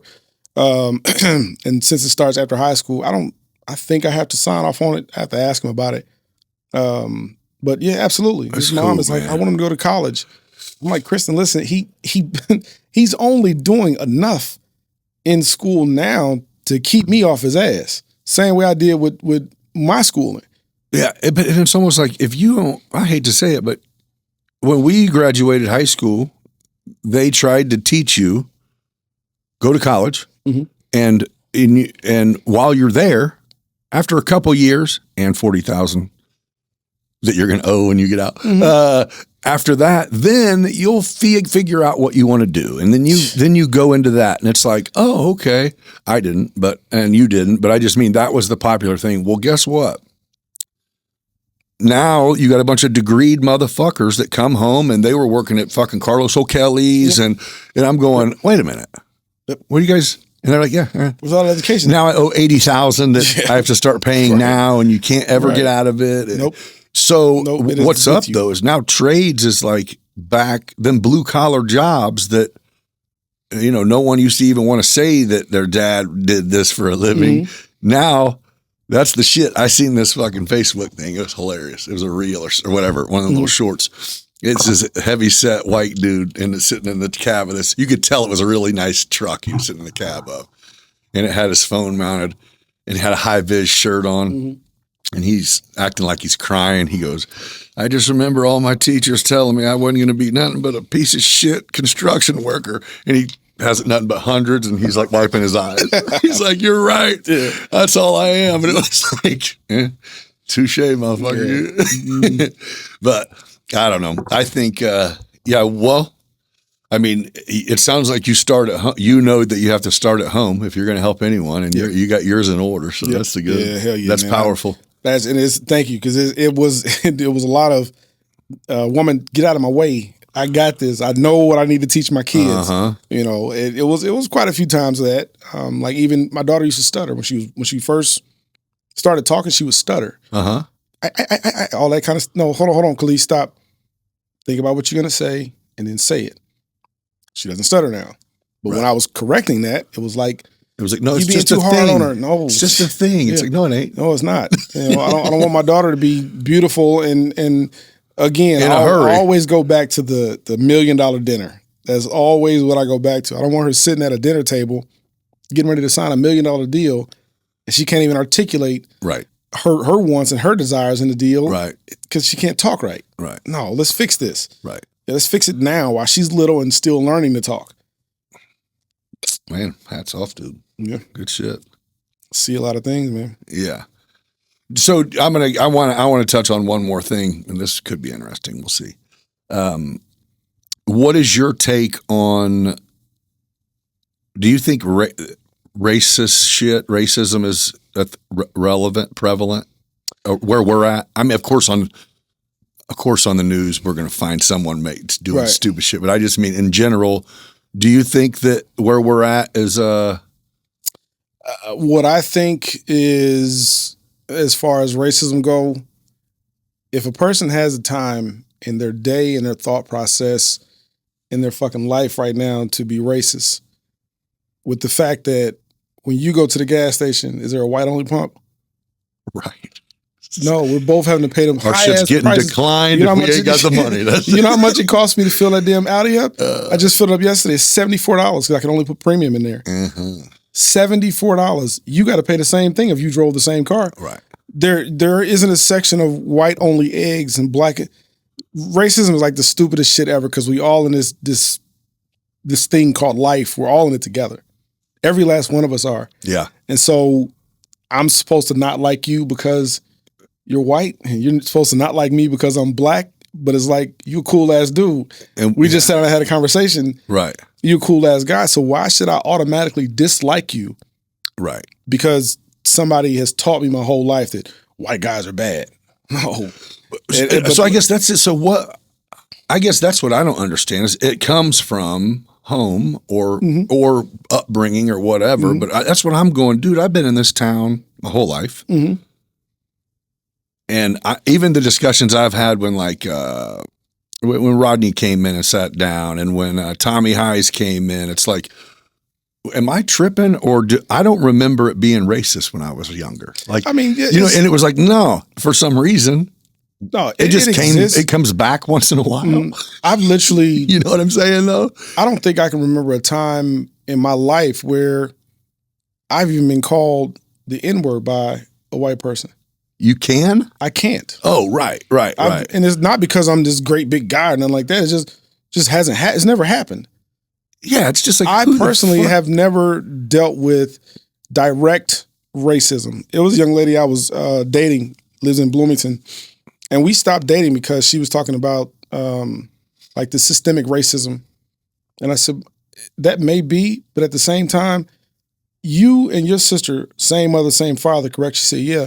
I said, so why is it that your sister, and y'all are like 2 years apart, your sister has 4 kids, 4 guys, you have no kids, you're getting ready to graduate with your bachelor's degree, you already have a really nice job, why is it that you went this way or you went that way? I have a cousin who decided, we lived in the same house, he wanted to go off into the streets. He ran, like the question you asked me earlier, he took off and ran in the streets. Right. I didn't. Right. I just... Did it lead to the path that was expected for him? No, he's still alive. Did he go to joint? Yeah. Yeah. Got an ID number lined up? Yep, all that. You have a profile, mugshots, things like that. Like I've been to jail before, but never been to prison. Right. You know, and it's all because of choices. Yeah. I chose. You chose, and we went back and forth about it. It's really all about choices. But was it prevalent in your upbringing? Did your family go, okay, your grandparents, now they probably have memories that can make them go, I'm just going to not do it. Yeah, you know, they had negative. When she picked strawberries and stuff as a little girl and all that. So was it prevalent? Like, did they teach you that people are equal, or was it just like, no, they just didn't teach us that we're different? That's what it was. My grandmother has never sat and told me, white folks. She don't even use the word white folks. Yeah. She don't even say it. She don't even talk like that. Right. She just pretty much has taught me that there are good people, there are bad people. It's some piece of shit white people in the world. It's some piece of shit black people in the world. It's some really good upstanding white people in this world. It's some really good upstanding black people in this world. I think where the problem is, like, sometimes we don't take a second to realize that everybody is not bad. Everybody is not good either. It's just people. It's just people. It's people being people. You know, we're all in the same fucking circus. That's what I just said. We all this bullshit rat race together. Every last one of us. Yeah. Interest rates. Your interest rates are high. My interest rates are high. My fuel cost is high. Yeah. Ameren is high as shit. Right. Like there isn't like a WP code they can put on there. This is a white person. We don't charge them as much. No, everybody's if getting they screwed. do, I need my code. My shit got lost in the mail, man. And I'm very rarely even at home. I think that's it, though. It's not, people like to have something to blame. Yeah. You know what I mean? If it's like, I'm kind of failing at this, let me blame somebody. Yeah. You know what I mean? It's whatever. Yeah. Even though, you don't get out of bed early enough in the morning to catch the worm, even though you had opportunities, but you did a shitty job on those opportunities, and now you can't get those. Nobody wants to take credit for that. No. No. Well, that's like the amount of unemployed people we have, but you can't go to a restaurant that stays open for normal hours because they can't get people to come work. Yeah. Come on, man. Yeah. Like, we can be mad because these immigrants are coming and taking jobs. No, they're keeping they're making it so we can go to the store. Yeah. I hate to say it. And even with that, there are some people who have migrated here and illegally or legally, however you want to look at it. But guess what? They wake up and they work. They actually chasing a dream. Exactly. They are actually a benefit to society. Yeah. But a couple of them slip through the cracks. You got some that, that are gang members and whatever else. Yeah. Yeah. I don't know. It's good and bad in everything. In everything and everyone. It's cops, the choices you make. Politicians, cops, all of that. Even with me being a Mason, they talk about all Masons are devil worshippers and all. No, we're not. No, I'm not. What is a Mason? I'm a Mason. What is that? Masonry. I see that sign. I got a Harley, right? And I see that symbol on bikes and couple cars. People's bikes and like Freemasons. That's what it is. Yep. Man, I've been a Mason since January 13, 2003. Okay, so I read, maybe it was a conspiracy theory book or something. Years ago, I read it. It's some pretty heavy shit, right? Yeah. It goes back a long way. The oldest fraternity in the world. Okay. So is it something you'd always been into, or you got recruited, or are you like, I don't really want to talk about it? So no, you can't be recruited. So if somebody steps to you and say, hey man, I think you'd be a good Mason. You're like, that's not the way it works. Fake ass. Yeah. They kicked you out of Chicago branch. Right. To be a Mason, you have to actually ask me how to become a Mason. Okay. And like even with that, there are some Masons who, like myself, I know my information. I did my own research. I know that it goes all the way back. There is a temple in Thebes, and there is a compass and square engraved on the side of the wall. It's 7,000 years old. Okay. So masonry's been around for a while. Like operative stone masons were people who actually built things out of stone. Okay, so what would you describe it as? A group or a brotherhood? It's a brotherhood, absolutely. Is it males only? Yep. Yeah. Yep. So if you ever see a female, she calls herself a Mason. That's not this. It's a males group. Eastern Stars. Boyfriend gave you that shirt. Exactly. Yeah. Eastern Stars. That's the female branch of Masonry. I guess you can say a man can be a Mason and an Eastern Star. A woman can only be an Eastern Star. And so, what do you guys? Is there like meetings and something like that? First Tuesday of the month, we meet and we go over things. We go over, and I haven't been in a while because I'm so busy or whatnot. But you go over the bills. Okay, hey, we got the light bill is due, power bill is due, this is this. Go through, approve the checks and all that kind of stuff to pay the bills for the house. Right. Our community service endeavors, like what's the game plan for March? What are we going to do in March for the community? Oh, that's what it is. It's doing stuff for... Yep. A Master Mason is to be the pillar of his community. Okay. You are supposed to do everything that you can to keep your community on the up and up as best as you can. Right. And now you actually, instead of having to do it by yourself, you have a whole brotherhood that will do it. And it's all races. Is it all? Hell yeah. And is it worldwide? It's worldwide. Yeah. I thought so. I mean, you literally have Chinese. Yeah, I'm here to tell you a story. I took my kids to Grand Turks and Caicos one year, and I'm on the beach. Now I have this, here, but if my arms are down, you can't see it. It was a guy, had it right here real big on his chest. So I looked at him. I threw him a sign and everything. He threw a sign back, walked over. The guy didn't even speak English. He was from the Philippines. No shit. He spoke broken English from the Philippines. That was your common interest right there, brothers, man. Yep. There, no matter where you go, like even if I travel, if I'm driving, I have a hat and it's all worn down now, but I always put it in my front window and I have my emblems on the back of my vehicle. You pull in places, truck drivers that are Masons, they'll blow their horn at you a certain kind of way. And okay. I'll blow my horn just back. Showing respect, showing love, showing whatever. respect and let you know, hey, you got a brother out here with you. That's what's if up. something was to happen, yeah. So. Oh, that's cool. I love it. That's I love cool. it. I just hate that I don't have the time to be as active as I once was. Yeah, you need 10 and a half hours during the daytime. Yeah, and you got a lot. Another dude. 5 afterwards. I think you're going to probably amaze yourself whenever you get rid of your regular job that you can you're like in 10 and a half hours what you can accomplish and still have an evening. Yeah. You know what I'm saying? Yeah. You need that. Yeah. You know what I'm saying? Yep. Try to balance everything. Yeah. But you need that. It's self-care, man. Yeah. I take my self-care days. You do? Mm-hmm. Yeah. I'll go and get a facial, a pedicure. Yeah, let someone rub on these dogs and chill. Yeah, for sure. Let this Chinese lady look up at me and call me big man. Look over and say some shit, and you're like, right. She's talking shit about these dogs, ain't she? Yeah. So I take those days, and then I just, I'm too big to get in a bathtub and soak or anything like that. But but no, it's good. But you know what I mean. You've done it a lot, to where you catch yourself to where you go, and you're like, man, have I had a day off? Wait, what day is it? When I realize that I'm doing that is when my digestive system is off. Oh yeah, because that tells me if I'm not going enough in a day. I've been eating too much on the go food. I've been on the go too much. Yep. Yeah. Because I'll get going real quick and lose track of time or whatever.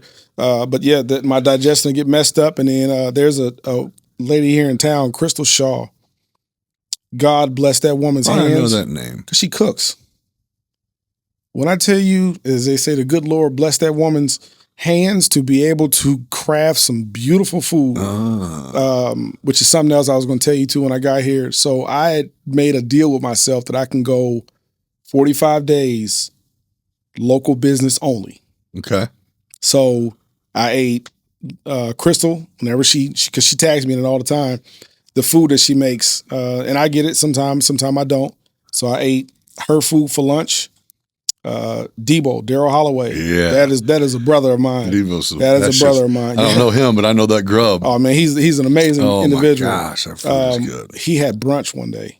Okay. So I had his brunch. My cousin Vondi, the turkey man. Oh, right my down man. the street. Yeah. I ate that. Those are the places that I ate. And turkey burger and hood rice. Oh yeah. Oh my gosh. No, you haven't had the chicken tips? No, but you know what he gave me one day? He goes, "Hey man, try this collard." He goes, "You like collard greens?" Collard and I go, green tacos. "Yeah, that's it." And I go, he goes, "You like collard greens?" I go, "Well, I mean, no, I mean, I don't want a fucking bowl of them right now." Right. He's like, "Well, hold on." He gives it to me. I'm like, "Okay, give me some of these." Yeah. Yep. Like, what the hell? That's just amazing. Yeah, dude. him. Shit, where else? But all I did was shop. Yeah. Local business only. Yeah. And there's some good stuff. It was good. I had Crystal do meal prep for me because I'm actually doing her studio. Okay. Yep. Her podcast is going to be more geared towards the musical side of things. Yeah. But yeah, I'm redoing her studio, lighting, painting. Hell yeah. All that good stuff. So I told her, I said, hey, listen, I love the barter system. America was built on the barter system. For sure. Sort of. Ish. Well. Yeah. A little bit of thievery. Yeah, I was just saying, and they took some shit. Yeah, took some shit. They gave him a choice, though. Sort of. And then when they chose not to, they gave life for the land. Yeah, they gave him smallpox blankets and shit like that.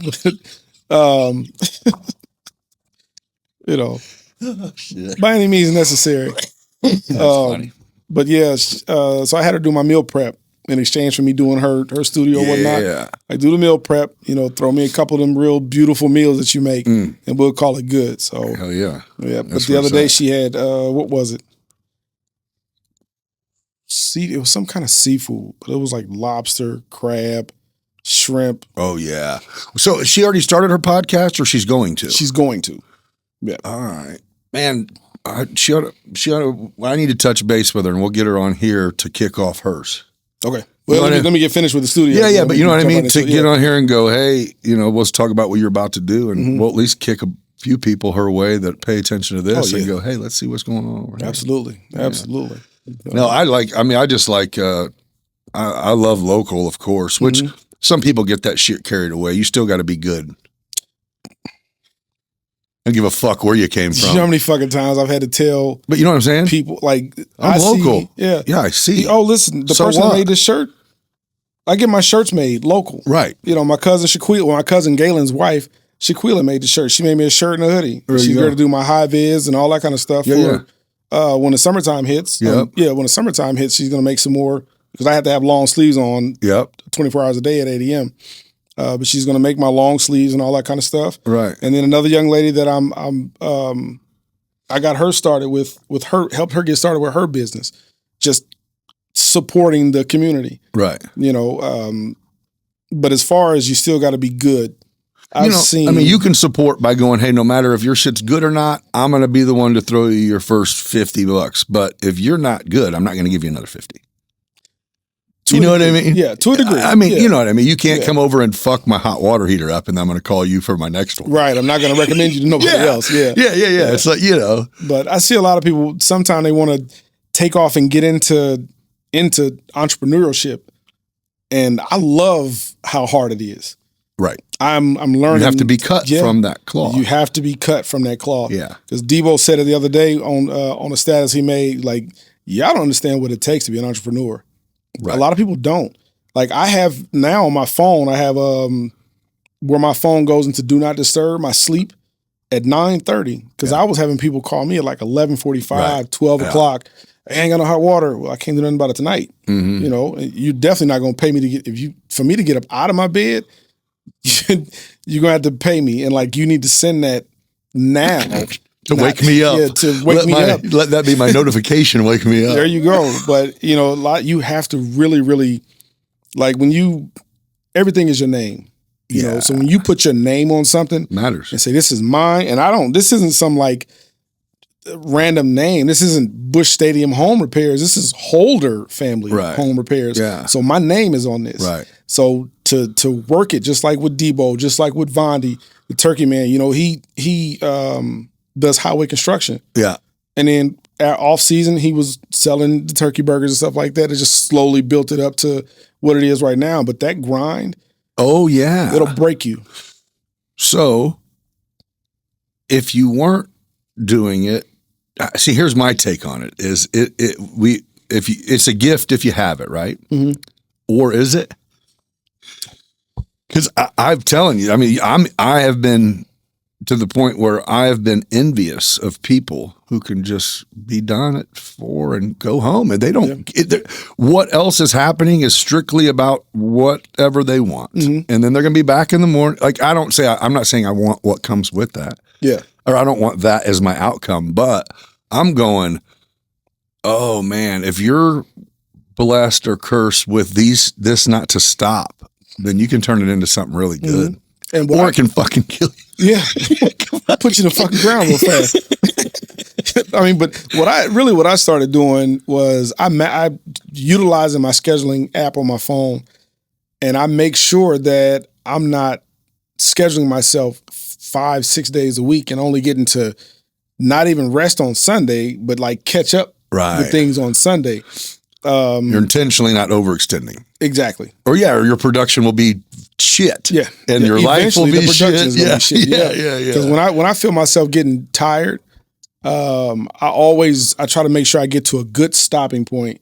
Because when you get tired, you just want to get this done. Yeah. Then the craftsmanship starts to fade a little bit. Yep. Like, no, I don't want to do that. I like to provide good quality service to people. Right. So once I start getting tired, but there are some days where I will just in my mind will say, today I'm not going to do anything. When I get off work, I'm not going to do anything. Yeah. And so if I haven't received a call or I haven't already scheduled something for that day, then you're not. Then I'm not. Mm-hmm. Then anything that comes in, unless it's an emergency, you don't have heat and it's going to be 25 degrees. Right. I'll go ahead and take something like that, but I will schedule it for Tuesday. Not let yourself get burnt. Yeah, I can't burn out too fast. I'm just getting started. Yeah, for sure. Well, yeah, I think that your July date, that's pretty solid. That's close. So that's a solid. It's a bold, brave move. Congratulations on that. I appreciate it. Just got to get my son out of high school and well, Daddy, if you drive, I want to drive. Oh, kid, hey, listen, listen, slow down a little bit here, but get him his graduation present. Then after that, I mean, even my birthday, I'm fly to Houston for my birthday, but I'm not gonna do too much because I want to hit that goal. Right. Yeah, I definitely want to hit that goal. Yeah, but and when it's all said and done, it is like I have to remind myself of this at least, is the stop and smell the roses. Mm-hmm. It's like I also want to be getting as fat as I can on a beach somewhere, but you can't wait till then to smell the roses. Exactly. That's what I mean? Or you don't make it, or what I mean? Right. You never get there. Never make it to the beach. Yeah. So I think it is important to go, you know what? I'm going to fucking schedule this trip, and I'm not going to schedule work on that day because the trip's scheduled. Let's go. Yeah, that's good. So, but no, dude. Well, hey, I think it's cool what you're doing. I'm definitely going to plug up on the screen, and I'll share all your shit for your company. Do you have a website, or is it just Facebook? It's just strictly through my Facebook right now. And some people have told me like you got to have business cards. Like no, you don't. I don't, because the word of mouth aspect of it just took off. Yeah. You don't have to have business cards. No, I don't. It's 2025. Who's carrying those anyway? I was going to say, I think my business card is a UPC, or a code that I just hold it up and you scan it. Then you have the same shit. They got the dot cards. You can same idea. So if I wanted to go into something like that, I would. But it's easy to go check it out. Here's my Facebook. Yep. I mean, yeah. And then what you get is on my Facebook, if you go look at it, you get the reviews. Right. Because the people are, thank you, Jamie, and thank you, Devon Sr., which is my name on Facebook. So is it on that Facebook page, or does your company have a separate Facebook No, page? I haven't even created a separate Okay, it's just Facebook through your Devon Sr.'s Facebook. Yep. And the only reason why is because I'm just one man right now. Yeah. Until when my son's here, yes, it's 1.5, because, I mean, I still know everything that I know, and I'm still learning, but I'm just one man. Yeah. So I'm thankful that it is where it is right now, with the revenue that's being generated, the people that I'm helping. I told myself to stop speaking about the revenue, the people that I'm helping, right? With the work and stuff that I do, but I have to remind myself that I'm just one man. Yeah. So that's the reason why I don't have a website. I don't have other things just yet until I can hire. Right. You're like, guys. If everyone uses me, I can't exactly. do it. But yeah. Yep. So well. There you go, guys. If you need your shit fixed, blow his Facebook up. Let's make him. You're going to make him hire people by using this guy. No, but it was a pleasure to sit down and talk to you, man. Chat, Likewise. Get to know you. Likewise. Yeah, I can't. When you said you fought Aaron, I'm like, wait, I think I might have remembered that. Got my ass knocked out in 1 minute and 10 seconds. You did? Yeah. But I always tell people, he loves it. One Jamie and Phil, a whole different motherfucker got up. He's calling you out, bro. No, I'm not. No, I'm not. No, I'm joking. My shoulder bad. I got arthritis in my hands. He ain't doing nothing but working out some big girl somewhere anyway. I know it. He a freak. He is a freak. Yeah. He's a good dude. He's an entertainer, bro. He is. He a good dude though, because we had a couple of deaths in the family last year. Yeah. He drove all the way down to Tennessee for one of the funerals and was, of course, here for the other one.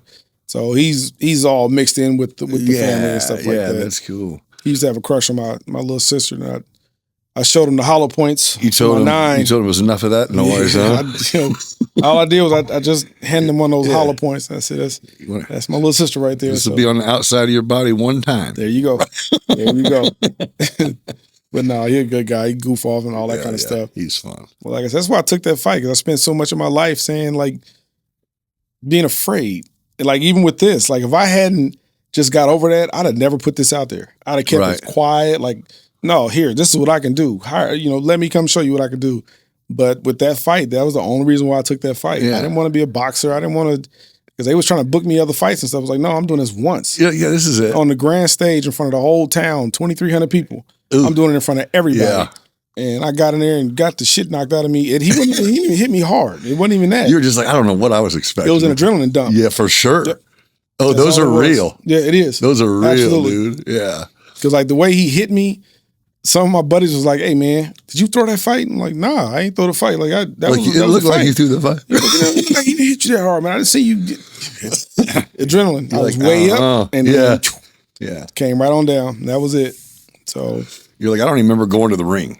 Right. That's the thing. I don't. I know. It's like one of them. Yeah, Coach Marlin, God rest his soul, was a beautiful man. He said, when you get out there, big boy, he said, if you got to look at anything, look at the ceiling, look at the ground, look at one of the rings, but don't look at the crowd. All right, Coach, I got it. Make sure you straight to the crowd. Yeah, he said, make sure you catch him with that right, because that right, he's going to hold that right. Giving me some advice and everything. I walked in there, went up under the rope, stood up, and looked out there and saw you and saw Rodney. Saw everybody. You like, I didn't look at the ceiling or the floor. I looked straight at the crowd. Coach Marlin came in there. He said, how you feeling, big boy? He looked up at me, because I think Coach was only about 5 foot something. He looked up at me. He said, oh, shit. I'm like, you what, saw Coach? him. He was like, what, Coach? He was like, just stay loose, big boy. He's seen that you seen. Yep, he's seen I was floating on the crowd. Yeah. I wasn't even in the ring. Oh, shit. So, yeah, fuck that. Yep. Yeah. I'm like, but dude, he ain't no young dude. That's when him and Jordan were fighting. I'm like, I told Jordan, I said, man, you feel like fighting? He's like, no. No, I don't feel like I fucking feel fucking broke up. I'm going to beat him up because he's talking shit, man. Yep. I mean, Jordan and I are cousins. Yeah. And so I knew, but I told him, I was like, hey, listen, because people were saying like, oh, Jordan going to take it easy on him. I said, Jordan doesn't have that. Right. He doesn't have that little in between. Yeah, it's like, if we're doing, this is my sport. Yeah, this is my arena. I'm going to win the game. Yep. Real quick. I'm going to show you. And I'm going to hug the shit out of you. Yeah. There you go. Hey, Aaron, was you there? No, I didn't go. I wasn't either. I just seen someone had done the video of it. Was like, was this fucker diving out of the way from? He was trying to get out of there. Yeah, he was definitely trying to get out of there. He knew better. He said, man, I had to work the next day. They're like, man, you had to work the next day when you booked that fight. Dude, I told him, man, what was you thinking? I saw him at Debbie's Diner. Yeah. I'm real good friends with Tommy. Yeah. I seen him at Debbie's Diner. I was like, what was you thinking, man? Like, what were you thinking? Dude. And honestly, now that I think about it, he owes me $500. I just thought about it now. I need that. I'm going to contact him. We're going to turn this into a reel. Coming to collect. Right. Yeah. No, so from what I heard, it was like it was a great fucking party with some boxing. Yeah. Yep, pretty much. Which at the end of the day, the idea I think was to get people out, man. Bring some people that and it turned out well. Yep. So that's why I'm happy about what Chaz is doing. Chaz and I were in business together at one time. We were doing shows and man, we were providing some of the most beautiful comedy and poetry shows, and that's great. It was great, and then it's life kind of. Yeah, I got married a second time. Been married 3 times. Don't judge me. That's good. Third time's a charm. Huh? No, it wasn't. Oh, you ain't still married for the third time? No. Oh my god. No, hey, if you're the lucky fourth lady out there. You're like, yeah, cut this. I'm out. I don't know about. Did I say I have some drywall to hang? I'm about to fucking get out of here. But we went our separate ways. But now he's got the boots on the ground thing, and that's a big cool, man. But I had a big job that I was on. I seen, when Rodney went live with that, I glanced at it and I was like, oh hell yeah, they got that boy packed. Yep. And then they had some Door 4. Had a group last night where they were teaching the dance. Mm-hmm. You know what I mean? It was packed with people dancing. I was like, oh, okay. Chad started something. Get people out, man. And I got a pair of cowboy boots. I've only worn them twice. Man, let's get it. Yeah. No, I wore them 3 times. That third time, I had to put some insoles in them. Some of them boots are pretty sharp. Now, the ones I have ain't fucking comfortable. No, they're not. But they look cool. They're not. Mine are like cognac ostrich. Mm-hmm. Yeah. Hell yeah. Oh yeah, they ain't cheap either. No. Right. No. Because I bought them down in Belleville when I was down there for class. Yeah. And you look up and like they had a pair of, I think they were like $1,200 albino alligator. Clean. It was clean as hell, but $1,200. Couldn't do it. Forget that. Mm-mm. Yeah. No. Not at all. Well, dude, I'm gonna let you get out of here because it sounds like even though it's Sunday, you go to work.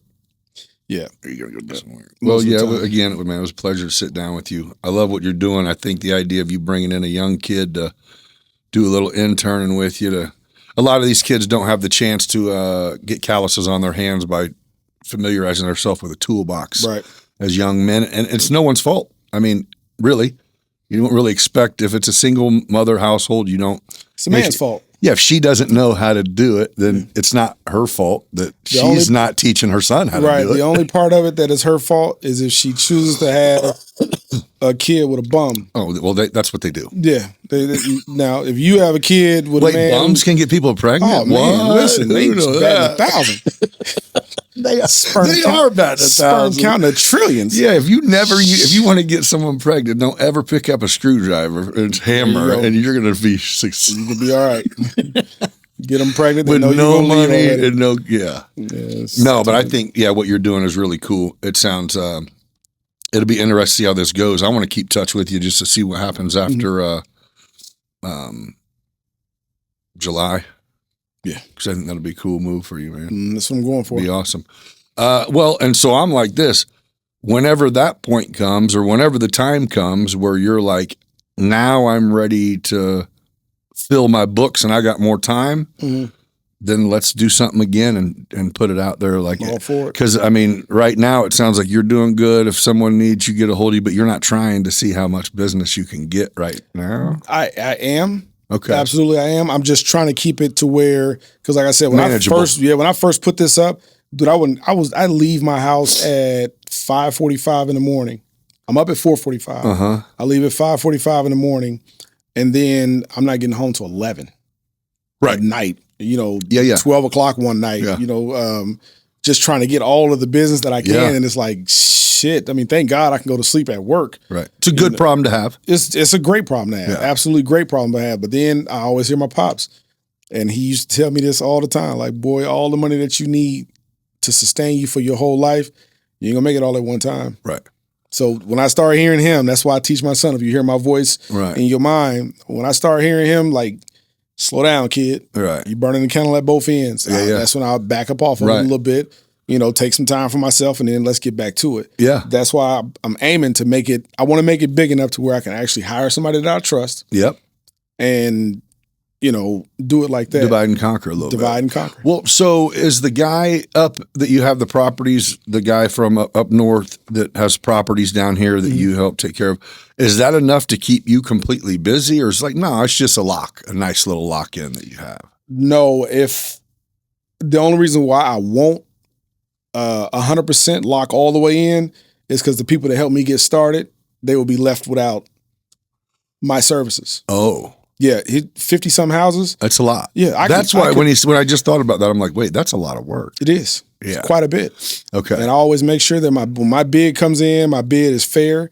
My bid is based on how long is this going to take me to do it. Yeah. So it's broken down inside of my mind and my calculations by how much I'm getting paid an hour. So one of the hardest things to do it is. As a contractor is price jobs. Because you can definitely shoot yourself in the foot. Right. And because, you go in going, hey, if I was making this and that was good money, then I can make this. And then we forget to figure, oh, well, we do have to run to Lowe's and that's going to take an hour. And then, you know what I mean? To where you go, oh, it's a 5-hour job. It's like, well, really? Yeah, but it took you 11. Altogether. yeah. So it is hard, but you got that figured out. Yeah. That's the only reason why I won't take on 100% of the work that he has. Because like I said, the people that got me started, that $40 plugged up sink or that stopped up toilet that I really walked in the house and plunged the right way and got it undone. Those people will be left without somebody that they can trust to come built your company to serve. Exactly. I'll never forget about the people that I got started with. Right. That's what's up. Now, I'm going to put this out there. Not saying I'm going to take a $40 plugged up sink over a $700. Right. I'm going to get the $700. Yeah. I mean, I'll come by. I'll come by, but I'm going to get the $700. I'll make sure that happens. I might have to catch you on my lunch hour or something for that other little job. No, but that's cool. I mean, you can make that just really a sign for young men, I guess, and women. If you familiarize yourself with how to do things, you can make money. Yeah. Well, I mean, I went years where a toolbox in the back of my truck, I made real damn good side money. You know, I'd make 15, 20 grand a year from getting off work. And same thing. You need your gutter cleaned out, your fucking vanity replaced. What do you need? All of that. Whatever. Yeah, same deal. What do you need?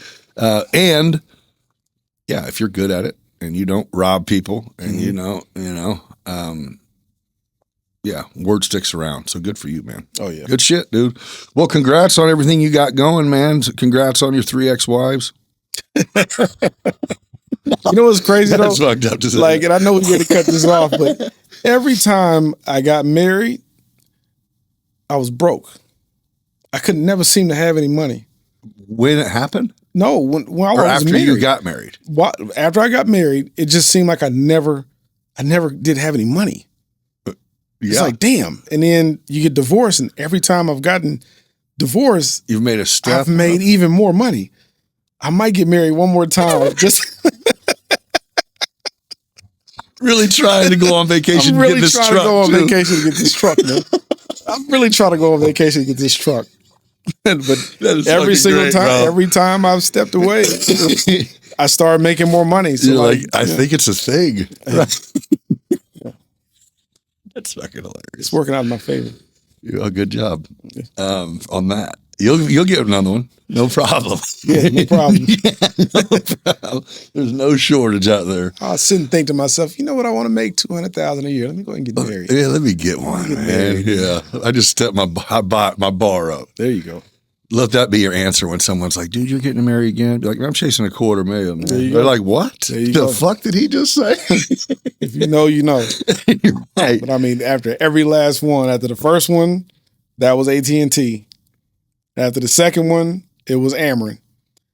After this last one, I got ACH, which is, that's way up there. Yeah. That's crazy. And then I got my own business. And so add it all together, man. There you go. It might be worth a fourth. Holder Family Helping Hands. J. Devon Sr. on Facebook, right? J. Devon Sr. J. Devon Sr. on Facebook. All right, well, yeah, it was good to have you in here. I'm going to plug you shit. And, yeah, we're going to keep tabs. And once you, if you're still across the street working at HTH in August, then I'm going to just call you out. You should. You should. I'm holding you accountable. Everybody pulls out. I'm going to stand out there and go, what are you doing, bro? What are you? I might have a sign made out and put it out there. You're right. Where are you going? Oh, that's just the office. I work at ADM. That's just the main office. Okay. Yeah. Where are you going, bro? No, but all right, man. Well, yeah, thanks for joining, dude. It's been a pleasure. I'm glad we got to catch up. Oh, yeah. And yeah, we'll keep tabs. You guys see this guy's doing good things, big things. Support him in every way you can. We'll catch you on the next episode. Until then, be kind to each other, and we will holler. Bye. Okay. So before you close this episode out, let me take one more second to shout out our sponsors one more again. Your backyard deserves the best. In a family home and patio, they have it. In or above ground pools, premium brand hot tubs, all crafted right here in the U.S. And all your pool and spa installation, service, and supply needs. Family Home and Patio, where relaxation meets home. Give them a call at 217-877-2808 or visit them online at familyhomeandpatio.com. If you're in the D, stop in the showroom and discuss how they can make your dreams become reality. Aerial Elite Solutions specialize in providing high-quality aerial imagery and data collection for a variety of industries, including telecom, real estate, transmission and distribution, construction, agriculture, and more. Whether you need stunning photos to showcase a property, detailed site surveys for your construction projects, or captivating footage for your events, Aerial Elite Solutions has expertise in cutting-edge technology to deliver exceptional results. If you're ready to take your business to new heights, literally, reach out to Aerial Elite Solutions today.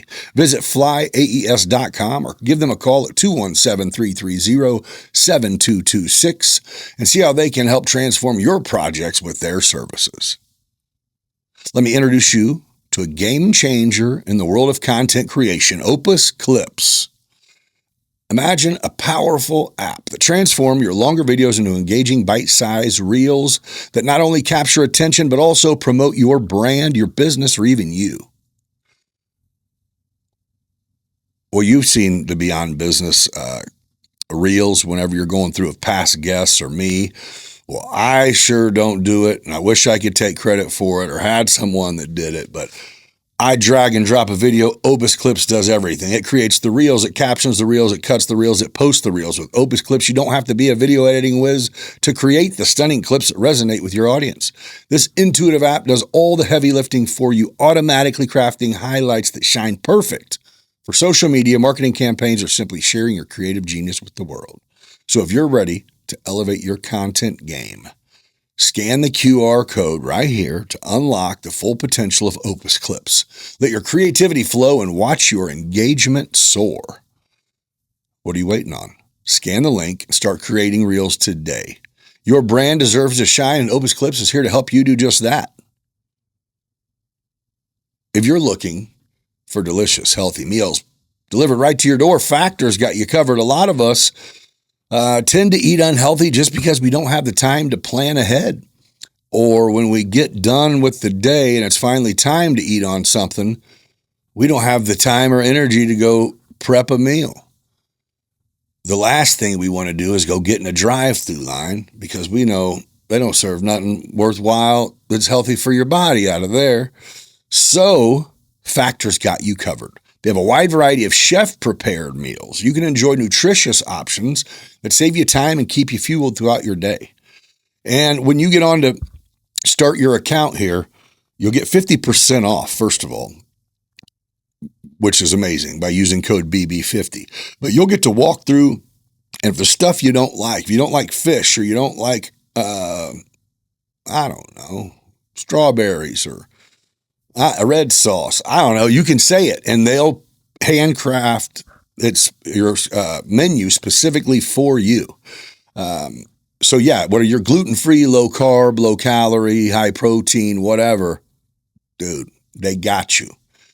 All hooked up, delivered, big portions, great flavor. Use code BB50 when you head over to factor75.com and start your journey to healthier meals. Get out of the pizza line at the gas station, get out of the drive-through line, and start getting yourself together by eating better. Fuel the machine properly. This is the easy and inexpensive way to do it. Get that discount. Head over to factor75.com. Use code BB50 at checkout. Midwest Lightning Rod specializes in creating customized solutions tailored to your specific needs, ensuring your home is safe haven during the storms. Their dedicated team understands the importance of safety and offers free estimates to help you decide the best protection for your property. Don't leave your safety to chance. Reach out to Midwest Lightning Rods today and give yourself peace of mind of knowing that you're well protected. Visit lightningstrikes-weprotect.com or give them a call 217-872-4676 to learn more about how you can become part of the community that has been protected by Midwest Lightning Rods. Thank you again, everybody, for taking the time to stay tuned in this long, for tuning in at all, for joining me for this ride. And thank you for the sponsors for supporting the podcast and helping us bring this content to these wonderful people. Hey, everybody, be kind to each other, and we shall catch you on the next one. Welcome to Beyond Business, where stories come alive. With guests from every corner, we're ready to dive. New episode every 5 days, new voices to share. Laughs and insights, we're all in this affair.